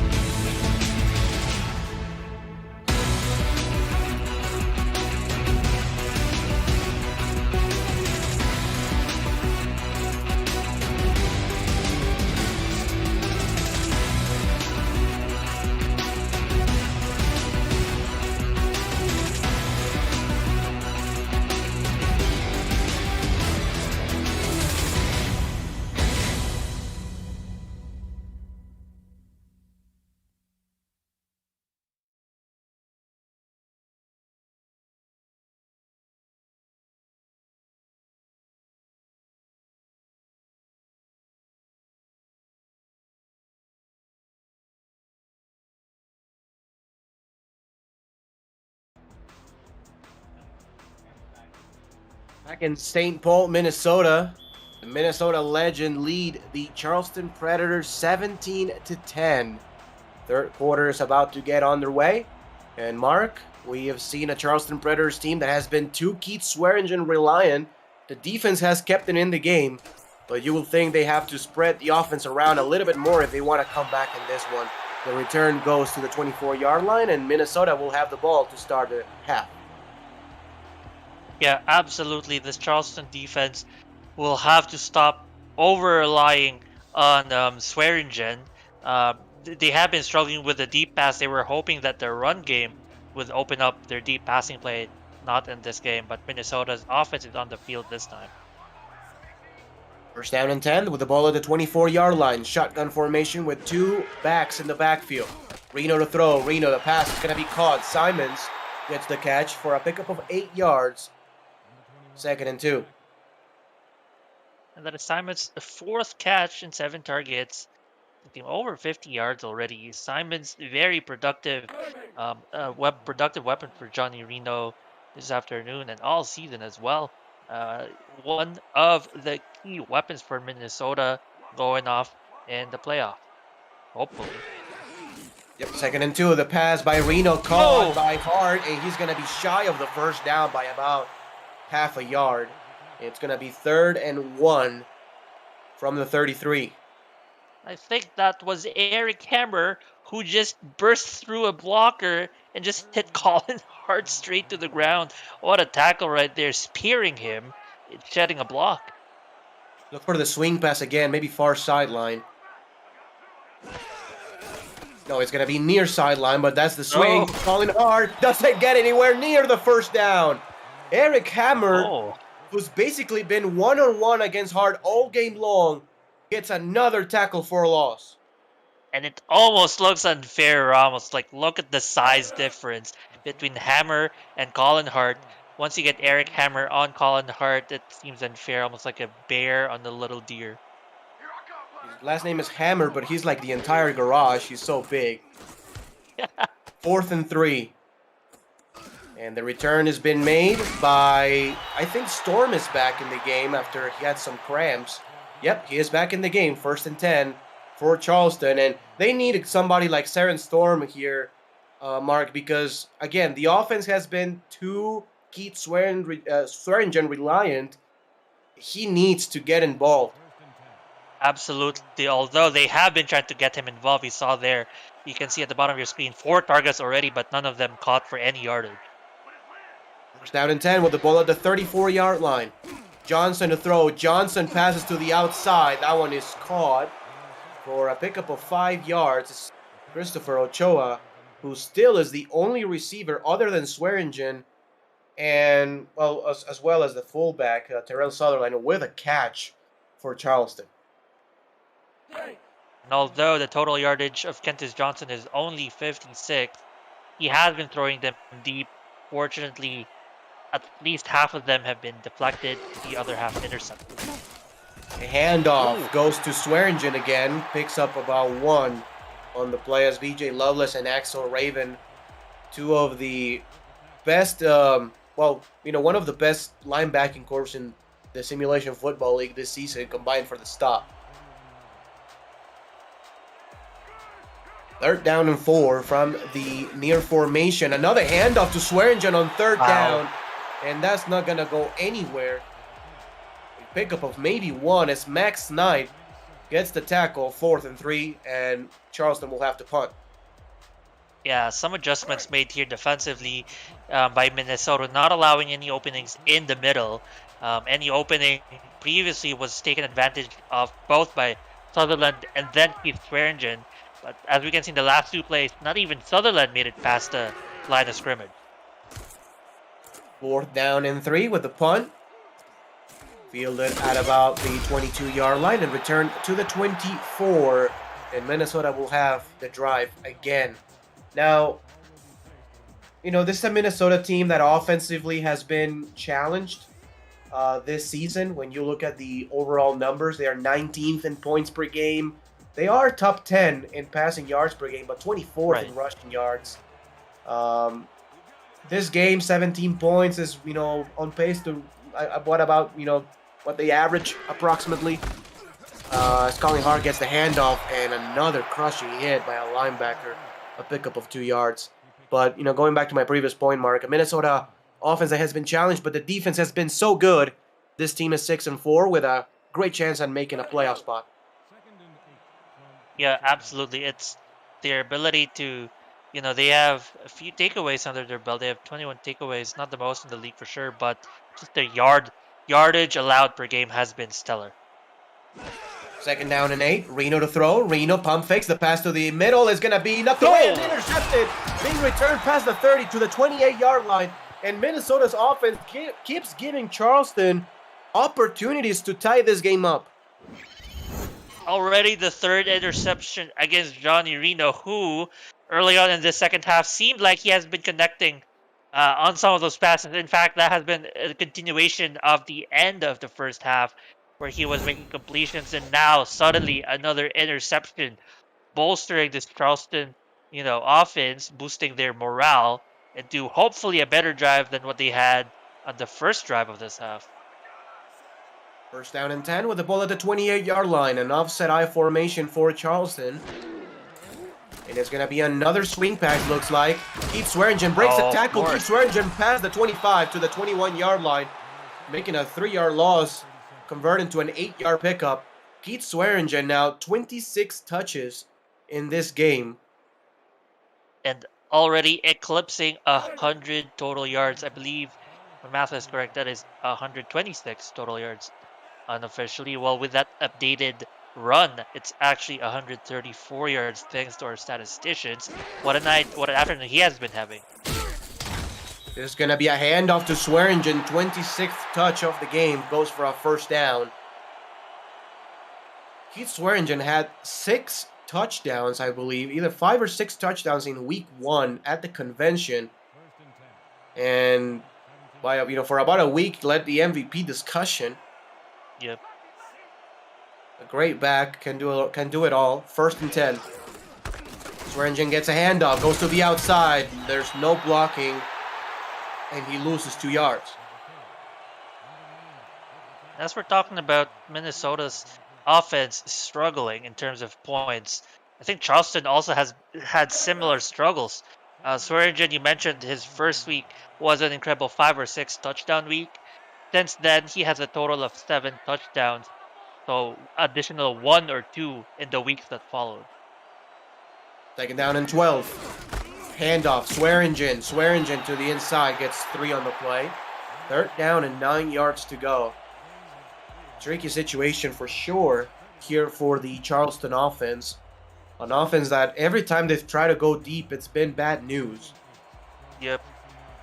Would it be fair to say that 16 yards is actually not deep? It's medium range. Maybe they might convert this pass right here. The pass is going to be thrown underneath. Saren Storm's first catch of the game goes for a pickup of 6. But it's going to be 4th and 3, and Charleston will try out the field goal unit to make it a 4-point game. Not enough room there to make any deeper pass than that. Obviously, the second, you have a narrower or a shallower field to play with, then that'll be definitely easier to defend against the deep pass. And a good stop. That is definitely a win for Minnesota despite allowing 3 points.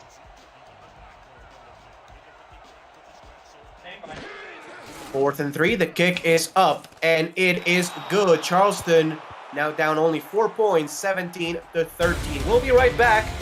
You're watching the Simulation Football League presented by APM Music on NXT.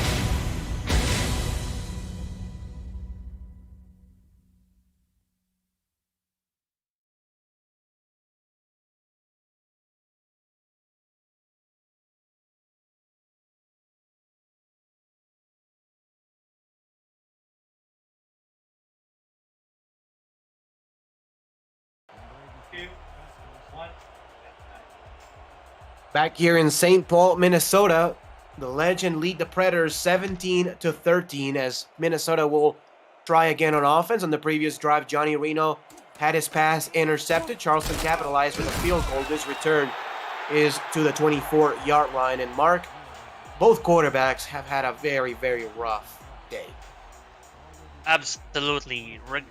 Disregarding the interceptions, both quarterbacks have 3.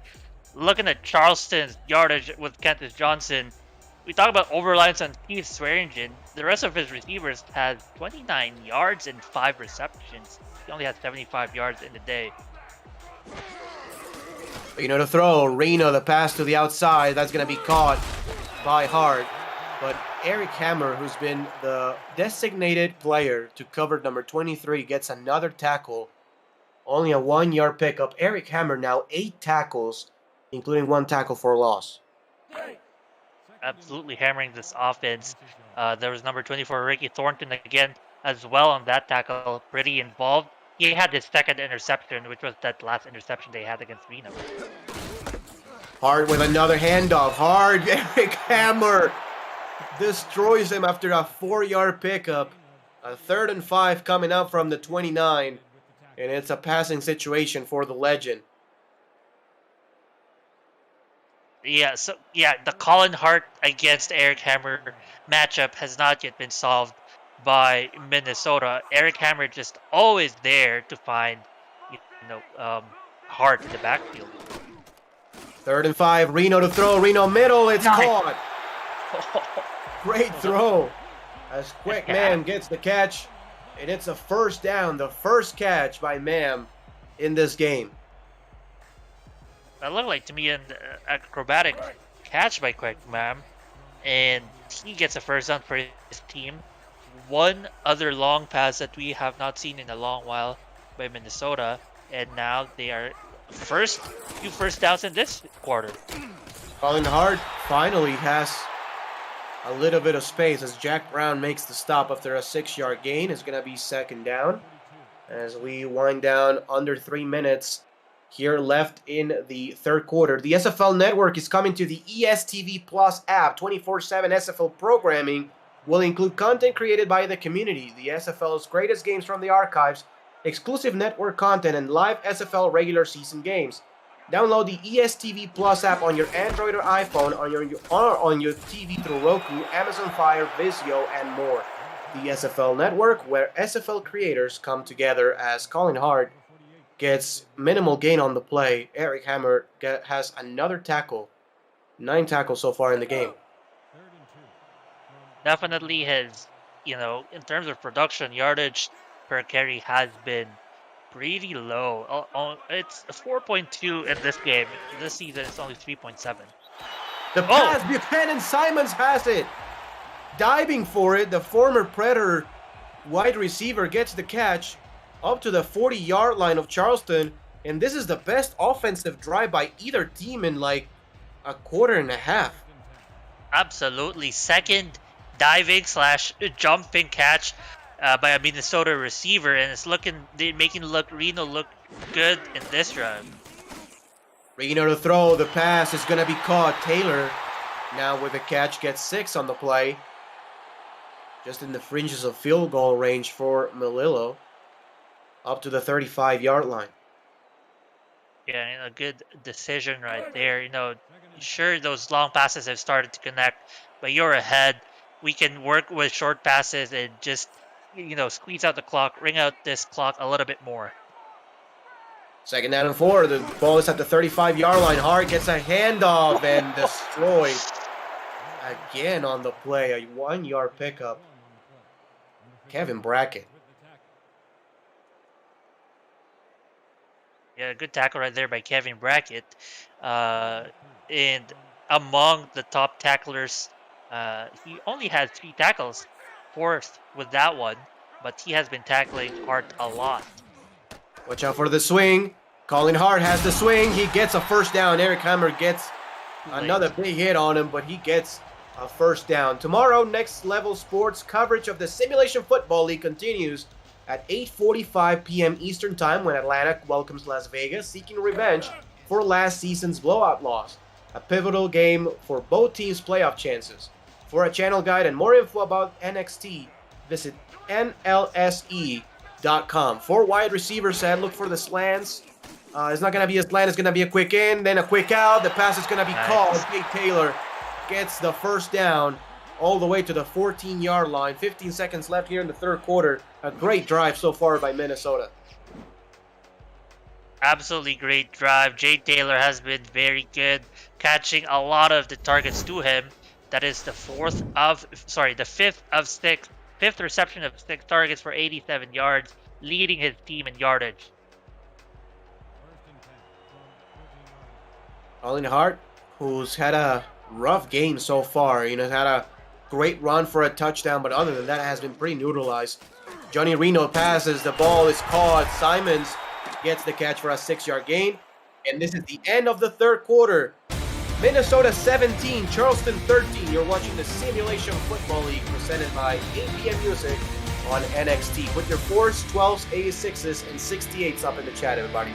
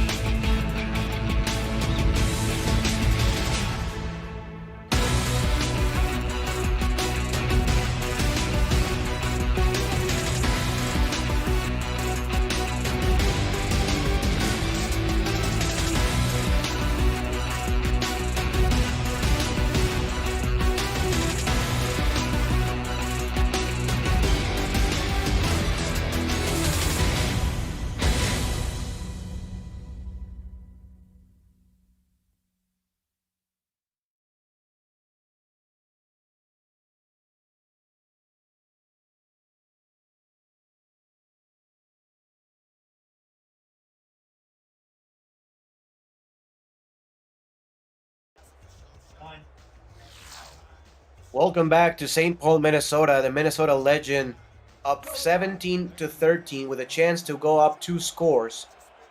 Here on 2nd and 4 at the 8-yard line. 12 personnel by the home team. Offset single back. And they're going to hand the ball off, and that's going to go nowhere. Blown up from the start. A 1-yard loss. Mara Rivers really getting on that tackle, broke away from the offensive line, and that's just stopping power right there, stopping Colin Hart in his track. 3rd down and 5 with the ball at the 10-yard line. From the shotgun, Reno to throw, Reno middle, touchdown! Nice. Touchdown, Minnesota! His first touchdown, the first touchdown of any quarterback in this game. And what a way to get it. Quagmam has been very quiet, only had 1 catch before this. But boy, their second catch for a touchdown is pivotal in extending their lead to 23, giving them a chance to move up to 24. And finally, an offense that looked like it would be, it would be stifled once again by Charleston, puts points on the board. Minnesota now up by 10 points, 23-13 with this extra point. It's going to be an 11-point game, which is 2 possessions, of course. The extra point is up and good, 24-13. APM Music is on Rival Music to bring your stories to life, inspiring every production with the world's most robust and constantly refreshed music collection, state-of-the-art technology, and world-class customer service. APM Music is the official soundtrack of the Simulation Football League. To explore their library and to find the perfect tracks for your projects, visit apmmusic.com. The kick is away from Melillo, and Ochoa will return this one. Saren Storm will return this one. That's the 25 and to the 28-yard line. Let's throw it to Cameron Irvine and Mike St. Green for a game break, guys. Thanks, Ramos. Carolina not willing to give up on their season just yet, Mike. Yeah, Cam, this defense has been dominant all day by the score. You see that 23-0, and Phil Hall with a big sack right here, and to show and put exclamation point on what this defense has been doing all day long, Cam. 23 Zippo. Back to you guys in Minnesota. Pete Swearingen gets the handoff up the left side, 4-yard pickup. Thanks, Cam. The Carolina Skyhawks pitching a shutout so far over the Indianapolis Ramblers, Mark. An Indianapolis team that looked very promising at the start of the season, but unfortunately the spark has been put out. Hopefully they have a better second season up there in Indianapolis. 2nd down and 6. Kentes Johnson to throw the pass. It's caught. A great throw to Christopher Ochoa. Moves the chains. Yeah, and one of the more successful plays for Kentes Johnson in this game. He had only 73 yards officially before that pass. That 73 yards, interestingly enough, is less than the return yards of their defenders whenever they return for interceptions. Stamango plus Thornton totaled 78 return yards from interceptions. Offsides, free play. Keith Swearingen gets about a yard. And we have not seen much of R62 so far in this game. Let's take a look at the referee to mark the penalty. Neutral zone infraction, number 92, defense, 5-yard penalty, repeat, first down. Penalty is accepted. It's going to be a 1st and 5 as Charleston continues to move the ball upfield. And, you know, Mark, for Charleston right now, it's about getting points in this drive. Even 3 points puts the ball in between, like, one possession game again. So it's just a matter of getting some points here in this possession. Absolutely. 1st down and 5. Johnson to throw. Kentes gets it to Keith Swearingen for a pickup of maybe about a yard and a half, 2nd and 4. Yeah, Keith Swearingen has been getting stopped now much more often than he did. He was incredibly productive in the first quarter. This team has been incredibly productive in the first quarter. 108 total yards in that quarter. Since then, they've only totaled about 75. Yeah, pass deep, and the pass is caught! What a great throw! The best throw of the night by either quarterback. Kentes Johnson gets it to Davius Reed, who showed up for this game, apparently, for a 1st down. Kentes Johnson also threw it in coverage. Triple coverage, nonetheless. Back then, a few quarters ago, easy interception. Still decides to throw that pass and completes it anyway. The guts on this quarterback. But you got to credit Reed for coming away with that catch. Good play for his team, as you said. One of the best in this game. Johnson passes. Picked off. He throws it right back. BJ Loveless past the 40. BJ Loveless past midfield. BJ Loveless 25, 20, 10, 5. Touchdown, Minnesota. Oh no, only Ben Kloss was there to stop him, the center, number 65. But BJ Loveless, what an interception after a crazy pass by Kentes Johnson. We said, boy, that catch would have been a pick. Well then, BJ Loveless says, let me turn that into reality. Gets the pick for 6 points and puts more points on the board into what is suddenly a rout. My God, the best pass of the night by Kentes Johnson follows the worst pass of the night. by one Kentes Johnson. The extra point is up and good. 31-13, and we'll be right back with more action from Minnesota as they're continuing their impressive season. You're watching the Simulation Football League presented by APM Music on NXT.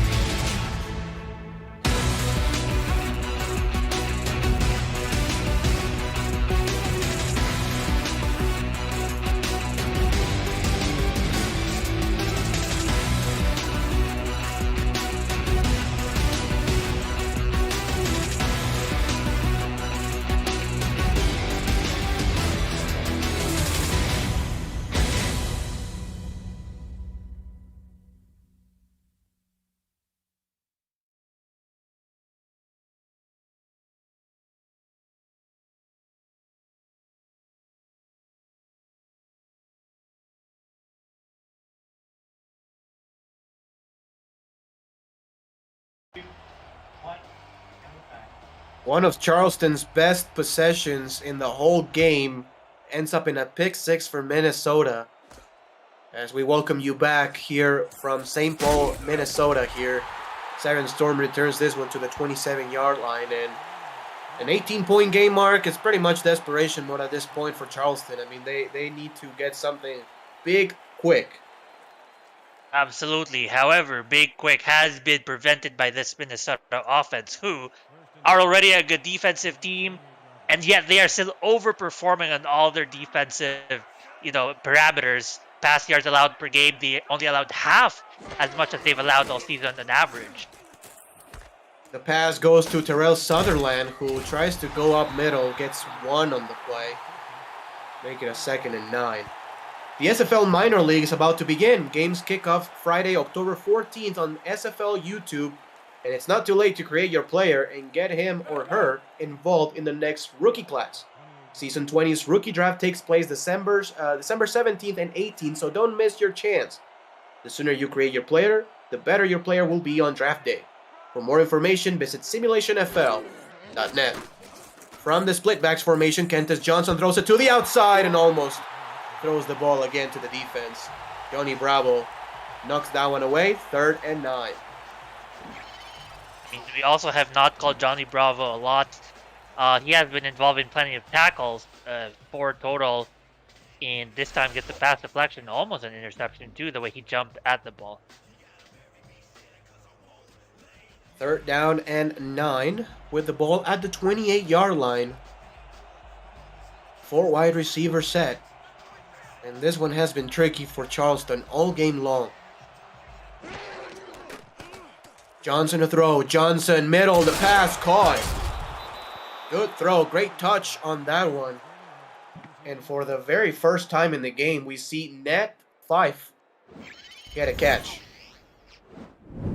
Another good pass by Kentes Johnson. We don't want to get too excited, Ramos. The last time he threw a great pass, it did not end well.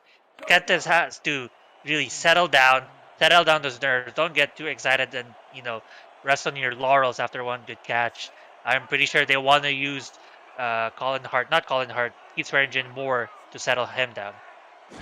Offset I formation, gave the ball to Keith Swearingen, Oh! and he is put down quickly. Let's toss it again to Cam and Mike for another game break, guys. Thank you, Ramos. Best player of the day right here, Mike. Yeah, Cam, the shutout is intact, and Davidson Joseph is a provider of this. We see Colin Pierce drop back, and spectacular one-handed catch by Joseph preserves the shutout. Carolina still up 23-0 in the fourth quarter. The Skyhawks have never shut out an opponent. Back to Ramos and Mark in Minnesota. Thank you, Cam. The Carolina Skyhawks, who have been on the fringes of, finally blossoming and becoming something big. It's such a talented team. Any season, they're gonna be just an absolute force. They are on their new leadership and everything. With the Prasads, I think the future is bright for them. After this pass from Kentes to Saren Storm is incomplete. It's gonna be 4th and 6. And I think Charleston puts the punt unit, so it's a little bit of a white flag here, Mark. Absolutely. And even unable to get into field goal range at all, could have made it a 2-score game instead of a 3-score game. But you're right, it might be the end for this afternoon for Charleston. Fair catch is called by the kick returner. 5.5 minutes left in the fourth. Minnesota, the best of the rookie teams by far, will get to 7-4 if they can close this deal. The strength of victory again for Minnesota off the charts, considering they beat 9-1 Baltimore, as well as 9-2 now DC. Excuse me, 8-3 DC. My bad. The pass to the outside is gonna be to Colin Hart. Colin Hart gets tackled by Jack Brown, and that's the one thing Charleston has done well in this game, Mark. The swing pass just hasn't worked for Colin Hart and company. Absolutely. They may have, overpaid attention on that one play because they have allowed both Buchanan Simons and Jay Taylor to total for 167 receiving yards. Colin Hart gets the handoff. He gets also a pickup of about 7 yards on the play. 14 carries for Colin Hart for 52 yards. So about 4 yards per handoff. 3rd and 4. And at this point, it's just getting the clock down to 0. I will just give the ball again to Colin Hart and just keep the clock winding down. A first down here would be devastating for Charleston.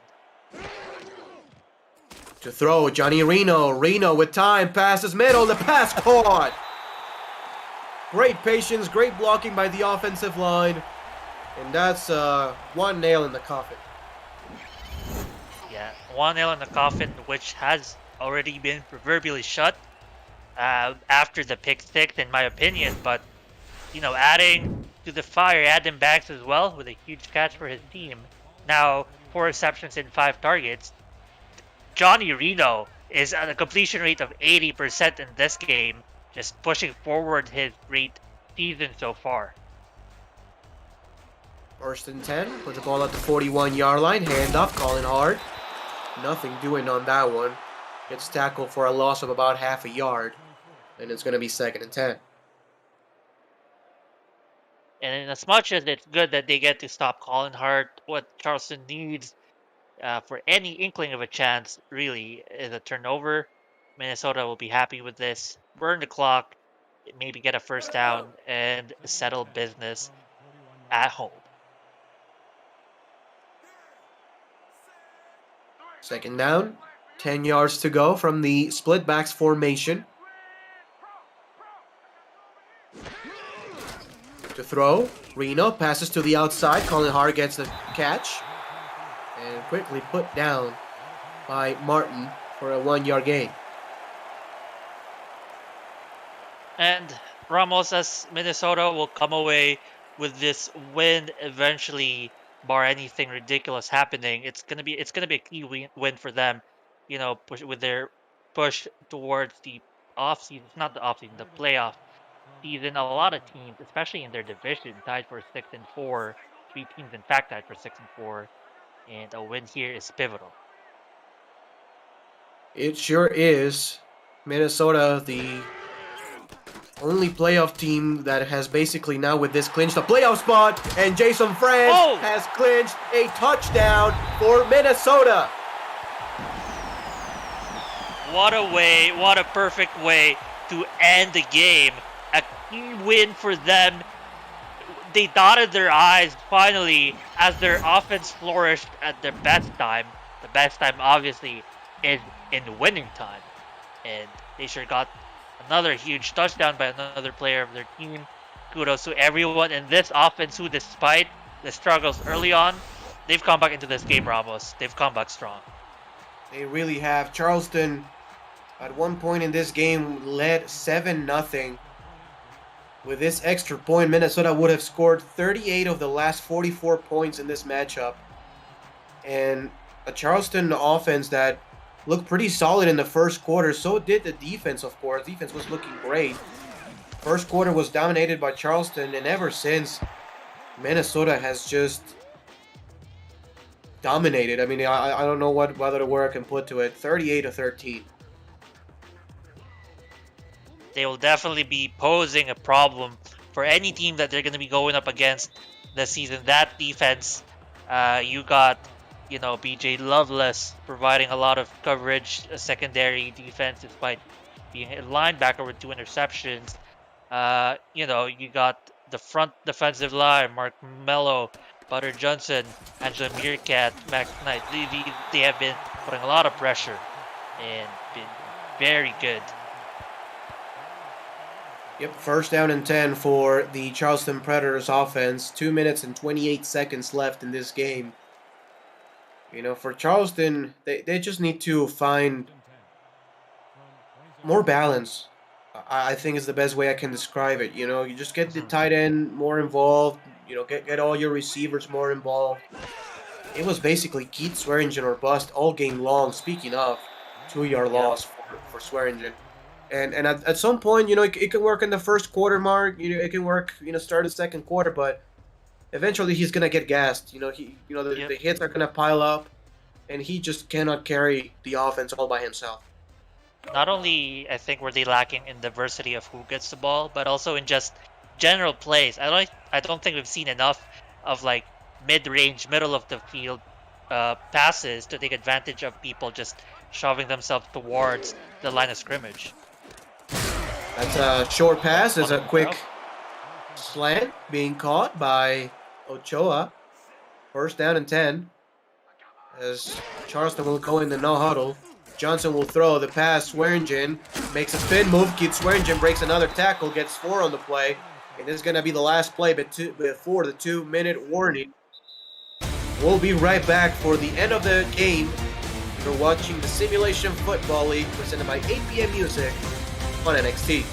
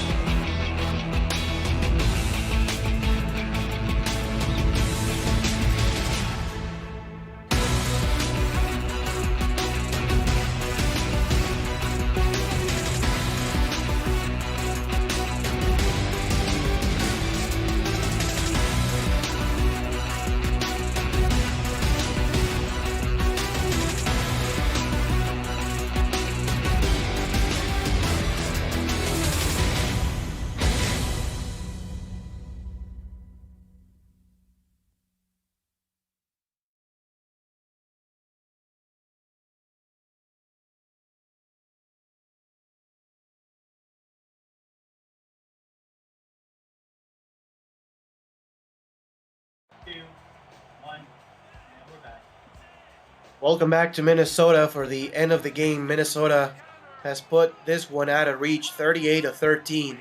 3 wide receiver set in the offset I formation. Johnson will throw it to Keith Swearingen. Swearingen spins again and gets a first down. One of the most exciting plays by Keith Swearingen in this one. First down and 10 coming up at the 49. Johnson to throw. Johnson middle. The pass knocked away by Daniel Wright. 2nd and 10. Coming up on the 8 p.m. Music post-game update, Cameron Irvine and Mike St. Green wrap up this clash between the Predators and the Legend, plus first reactions to the Indianapolis-Carolina final, and preview tomorrow's Next Level Sports matchup. Las Vegas against Atlanta. It's all coming up on the post-game update. Last 100 seconds left in this game as Kentis Johnson calls audibles. He will throw the ball, top of the screen. The pass is caught. Storm gets out of bounds. Yeah, good effort to get out of bounds right here, except that this game is out of bounds in terms of possibility of coming back with under 2 minutes to go. They do have their 3 timeouts. Ramos, it is still looking bleak right here. And they need to obviously score a touchdown, get, you can kick the extra point, it doesn't matter, but then you have to kick onside, as this one is incomplete, knocked away by the defense. 4th and 4. Obviously the offense will stay on the field and we'll see what they do. The dangerous thing about this defense, not only are their coverages, but their ability to get to the ball, to jump on the ball. How many times have we seen pass deflections, just touching the ball, like a total of 3 pass deflections and 4 interceptions against Charleston. So that's a total of, 7 incompletions as a result of touching the ball. Johnson, the pass caught short of the sticks. Or is it? Looks like they're giving the first down for this one. That's short of the sticks. First down for Minnesota. First down for Minnesota, yeah. Yeah, for Minnesota, as you can see on the replay. Oh, absolutely. Yeah, he didn't stretch the ball. That's about a half yard shy.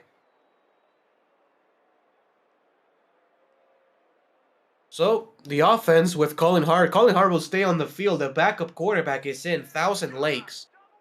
How about that for a name? Lakes will throw the pass. Colin Hart has it. Colin Hart gets to the outside and gets about 6 on the play. Charleston will call a timeout for some reason. 2nd and 4. Yeah, and Colin Hart, a little under 700 yards rushing in the season, and while he has had a lot of carries, throughout the season, his yards per carry has not been that high, 3.8 on average, but he has been used, for those first down conversions, for those early plays, getting ahead of the sticks for sure. Double wing formation on this play. The pass goes to Colin Hart, and he goes backwards. Loss of 4 yards. Charleston will call their second timeout. Minute and 18 seconds left in the game.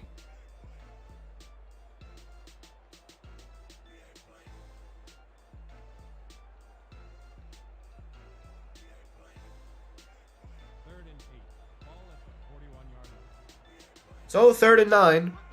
4 wide receivers on this formation here for Minnesota. Under center is Reno. He will throw. Lakes gets a completion for a first down. Christian Bacigalupi gets the catch. And that's all she wrote. Yep, that is game over for Minnesota, who put out an incredible showing this afternoon. Ramos, a slow start offensively, but their defense really shone through, gave this offense enough time to finally catch back up and, show what they actually are. Lakes puts a knee on the dirt, and the clock will continue to wind down.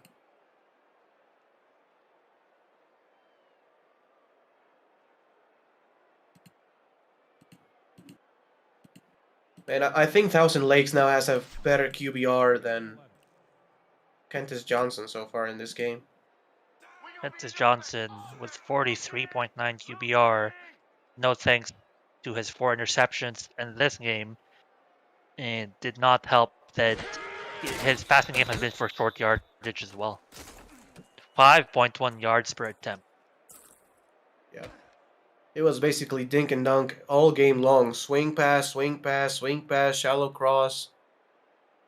And the variety and the explosiveness was just not there. I mean, the longest pass of the game was the one to Davius Reed, 34 yards. Other than that, I mean, it was just nothing happening. Much like how nothing much has happened during the season for Charleston, unfortunately gonna fall down to 3-8. That's the end of the game. The Minnesota Legend end up with a blowout of the Charleston Predators, 38-13. And I want to hear your thoughts about this one, Mark, as well as your player of the game as you look at the stats. You can just see right here, over 100 yards more than Charleston did Minnesota have in this game. 265 yards allowed. That is just within their average yards allowed in the season. More than that, they've allowed 218 yards passing on average this game. Kentis Johnson only has 183. So you can see right there, their defense really shows through.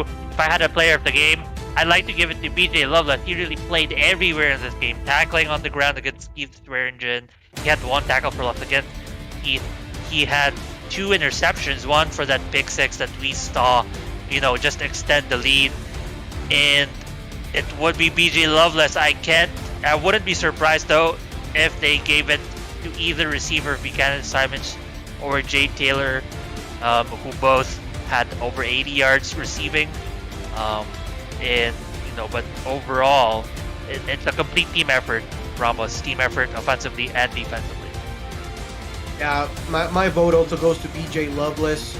6 solo tackles, 1 tackle for loss, 2 picks. Highlighted by that pick 6. That essentially killed the game. Absolutely. The player of the game is Johnny Reno, 30 of 37, 302 yards, 2 touchdowns, and a QBR of 84.94. Mark Lopez. That was Ramos Ling. Thank you very much. And have a great night, everybody. Cam and Mike have the post-game update.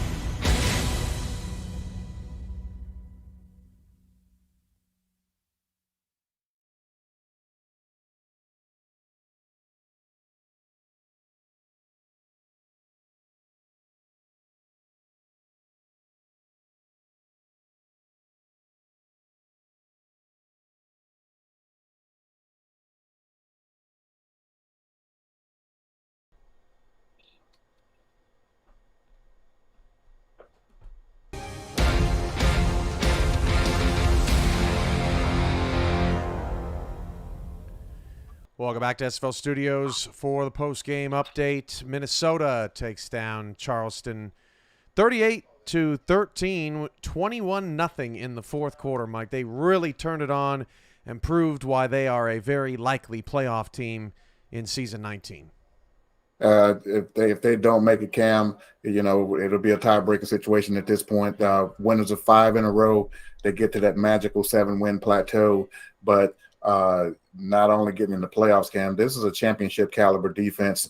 These guys are 4th in points allowed all season long. Only teams that have given up less than them are Sioux Falls, London, and defending champion Baltimore.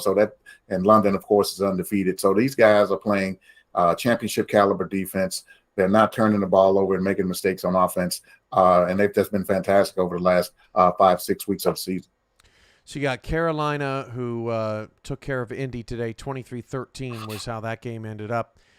Canton, Portland, they're all 5-6, hoping for a miracle at this point because Minnesota got a win. So that's now 10 teams with at least 7 wins, making 6-6 very unlikely. They need Minnesota or LA to lose out to even have a shot at this, Mike, and that is definitely in doubt. Vegas is favored against Atlanta. Houston is heavily favored against Jacksonville coming up tomorrow.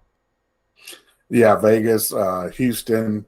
I think it's one other team that could possibly get to 7 wins tomorrow, if I'm not mistaken. Minnesota, but they just got Minnesota's already there, and so Tulsa as well. That's Yeah, Tulsa. Yeah, I knew it was, but yeah, they're going up against Baltimore, but we don't want to count them out for sure.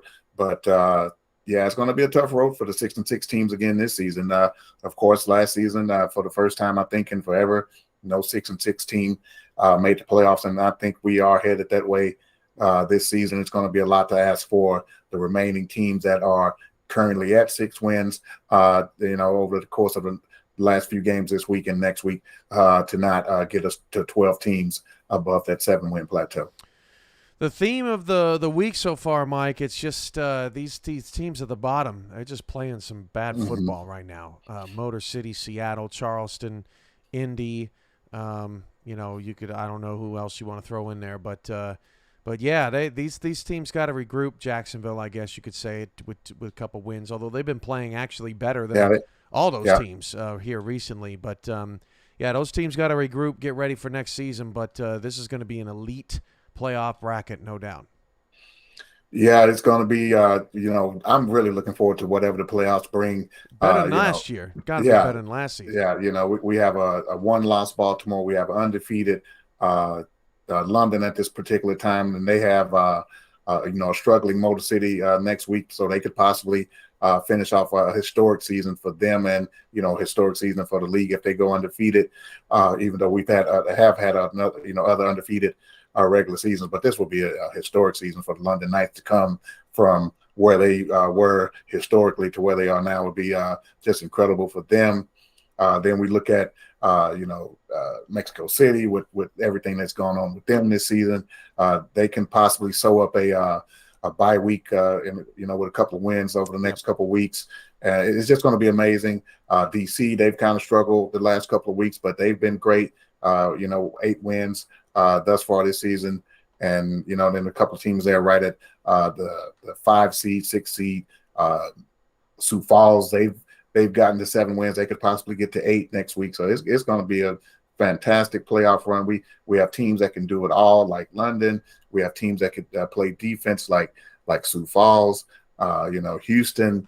If they happen to make it in, these guys can score points in a hurry against you. And they've only lost the total of their 4 games by a total of 9 points. So it's going to be amazing in the next couple of weeks, and I can't wait to see it. When we all get the playoff brackets solidified. And speaking of those close losses, DC in back-to-back weeks has lost on the 1-yard line to Minnesota, and on a game-winning field goal today. Yeah. So you're talking about an 8-3 team that, even though they've lost 2 straight, they have been right in the thick of things. All right, tomorrow evening it is Vegas and Atlanta. Vegas, win or lose, has a chance to win the West next week against Arizona. They're really just playing for seeding at this point. And to quite frankly, Mike, get themselves out of 6-6 purgatory that Vegas always seems to find themselves in. Are you going to be elite or not? Step up to the bell and answer the bell. I feel like, Mike, if they go into Atlanta tomorrow night and they lay an egg, it's going to be same old Vegas. But if they go take care of their business ahead of their game against Arizona, then maybe we start talking about that this team has started to figure things out. On the flip side, Atlanta is so wishy-washy. They'll have a game a couple weeks ago on Next Level Sports. They killed Mexico City, a top 4 team, just destroyed them on national television. And then the next week they go out and they fool around and they can't string wins together. So that's tomorrow's matchup. Atlanta got blown to bits by Vegas last season, but that was in Vegas. What are you looking for out of this matchup? A lot of points, Cam. That's what I think we're going to see tomorrow. Atlanta, they can definitely score the ball, but they do struggle with the turnovers. If they can keep the turnovers down, they could possibly get a positive result. We know Vegas can score. Mason Kirby and that great receiving core over there are going to be tough to deal with for Atlanta. They do have a great secondary. They haven't been playing as great a defense as we have typically seen from the Swarm in the past. But so for that reason, I think we're just going to see a lot of points. Whoever has the less turnovers are probably going to come out on top tomorrow night. We'll also have that Tulsa-Baltimore matchup for you in bonus coverage as well here on Next Level Sports. That's it for us this evening. Minnesota had their struggles with Charleston for 3 quarters, dominates the 4th, gets to 7-4, and still tied with Sioux Falls atop that wild Central Division. Mike St. Green and I will be back here tomorrow evening, 8:45 p.m. kickoff. Until then, enjoy the rest of your football weekend and the beautiful weather if you are so fortunate to have it. Prayers for everyone on the East Coast dealing with Ian and its remnants, and we'll see you back here tomorrow evening. Have a great night, everybody.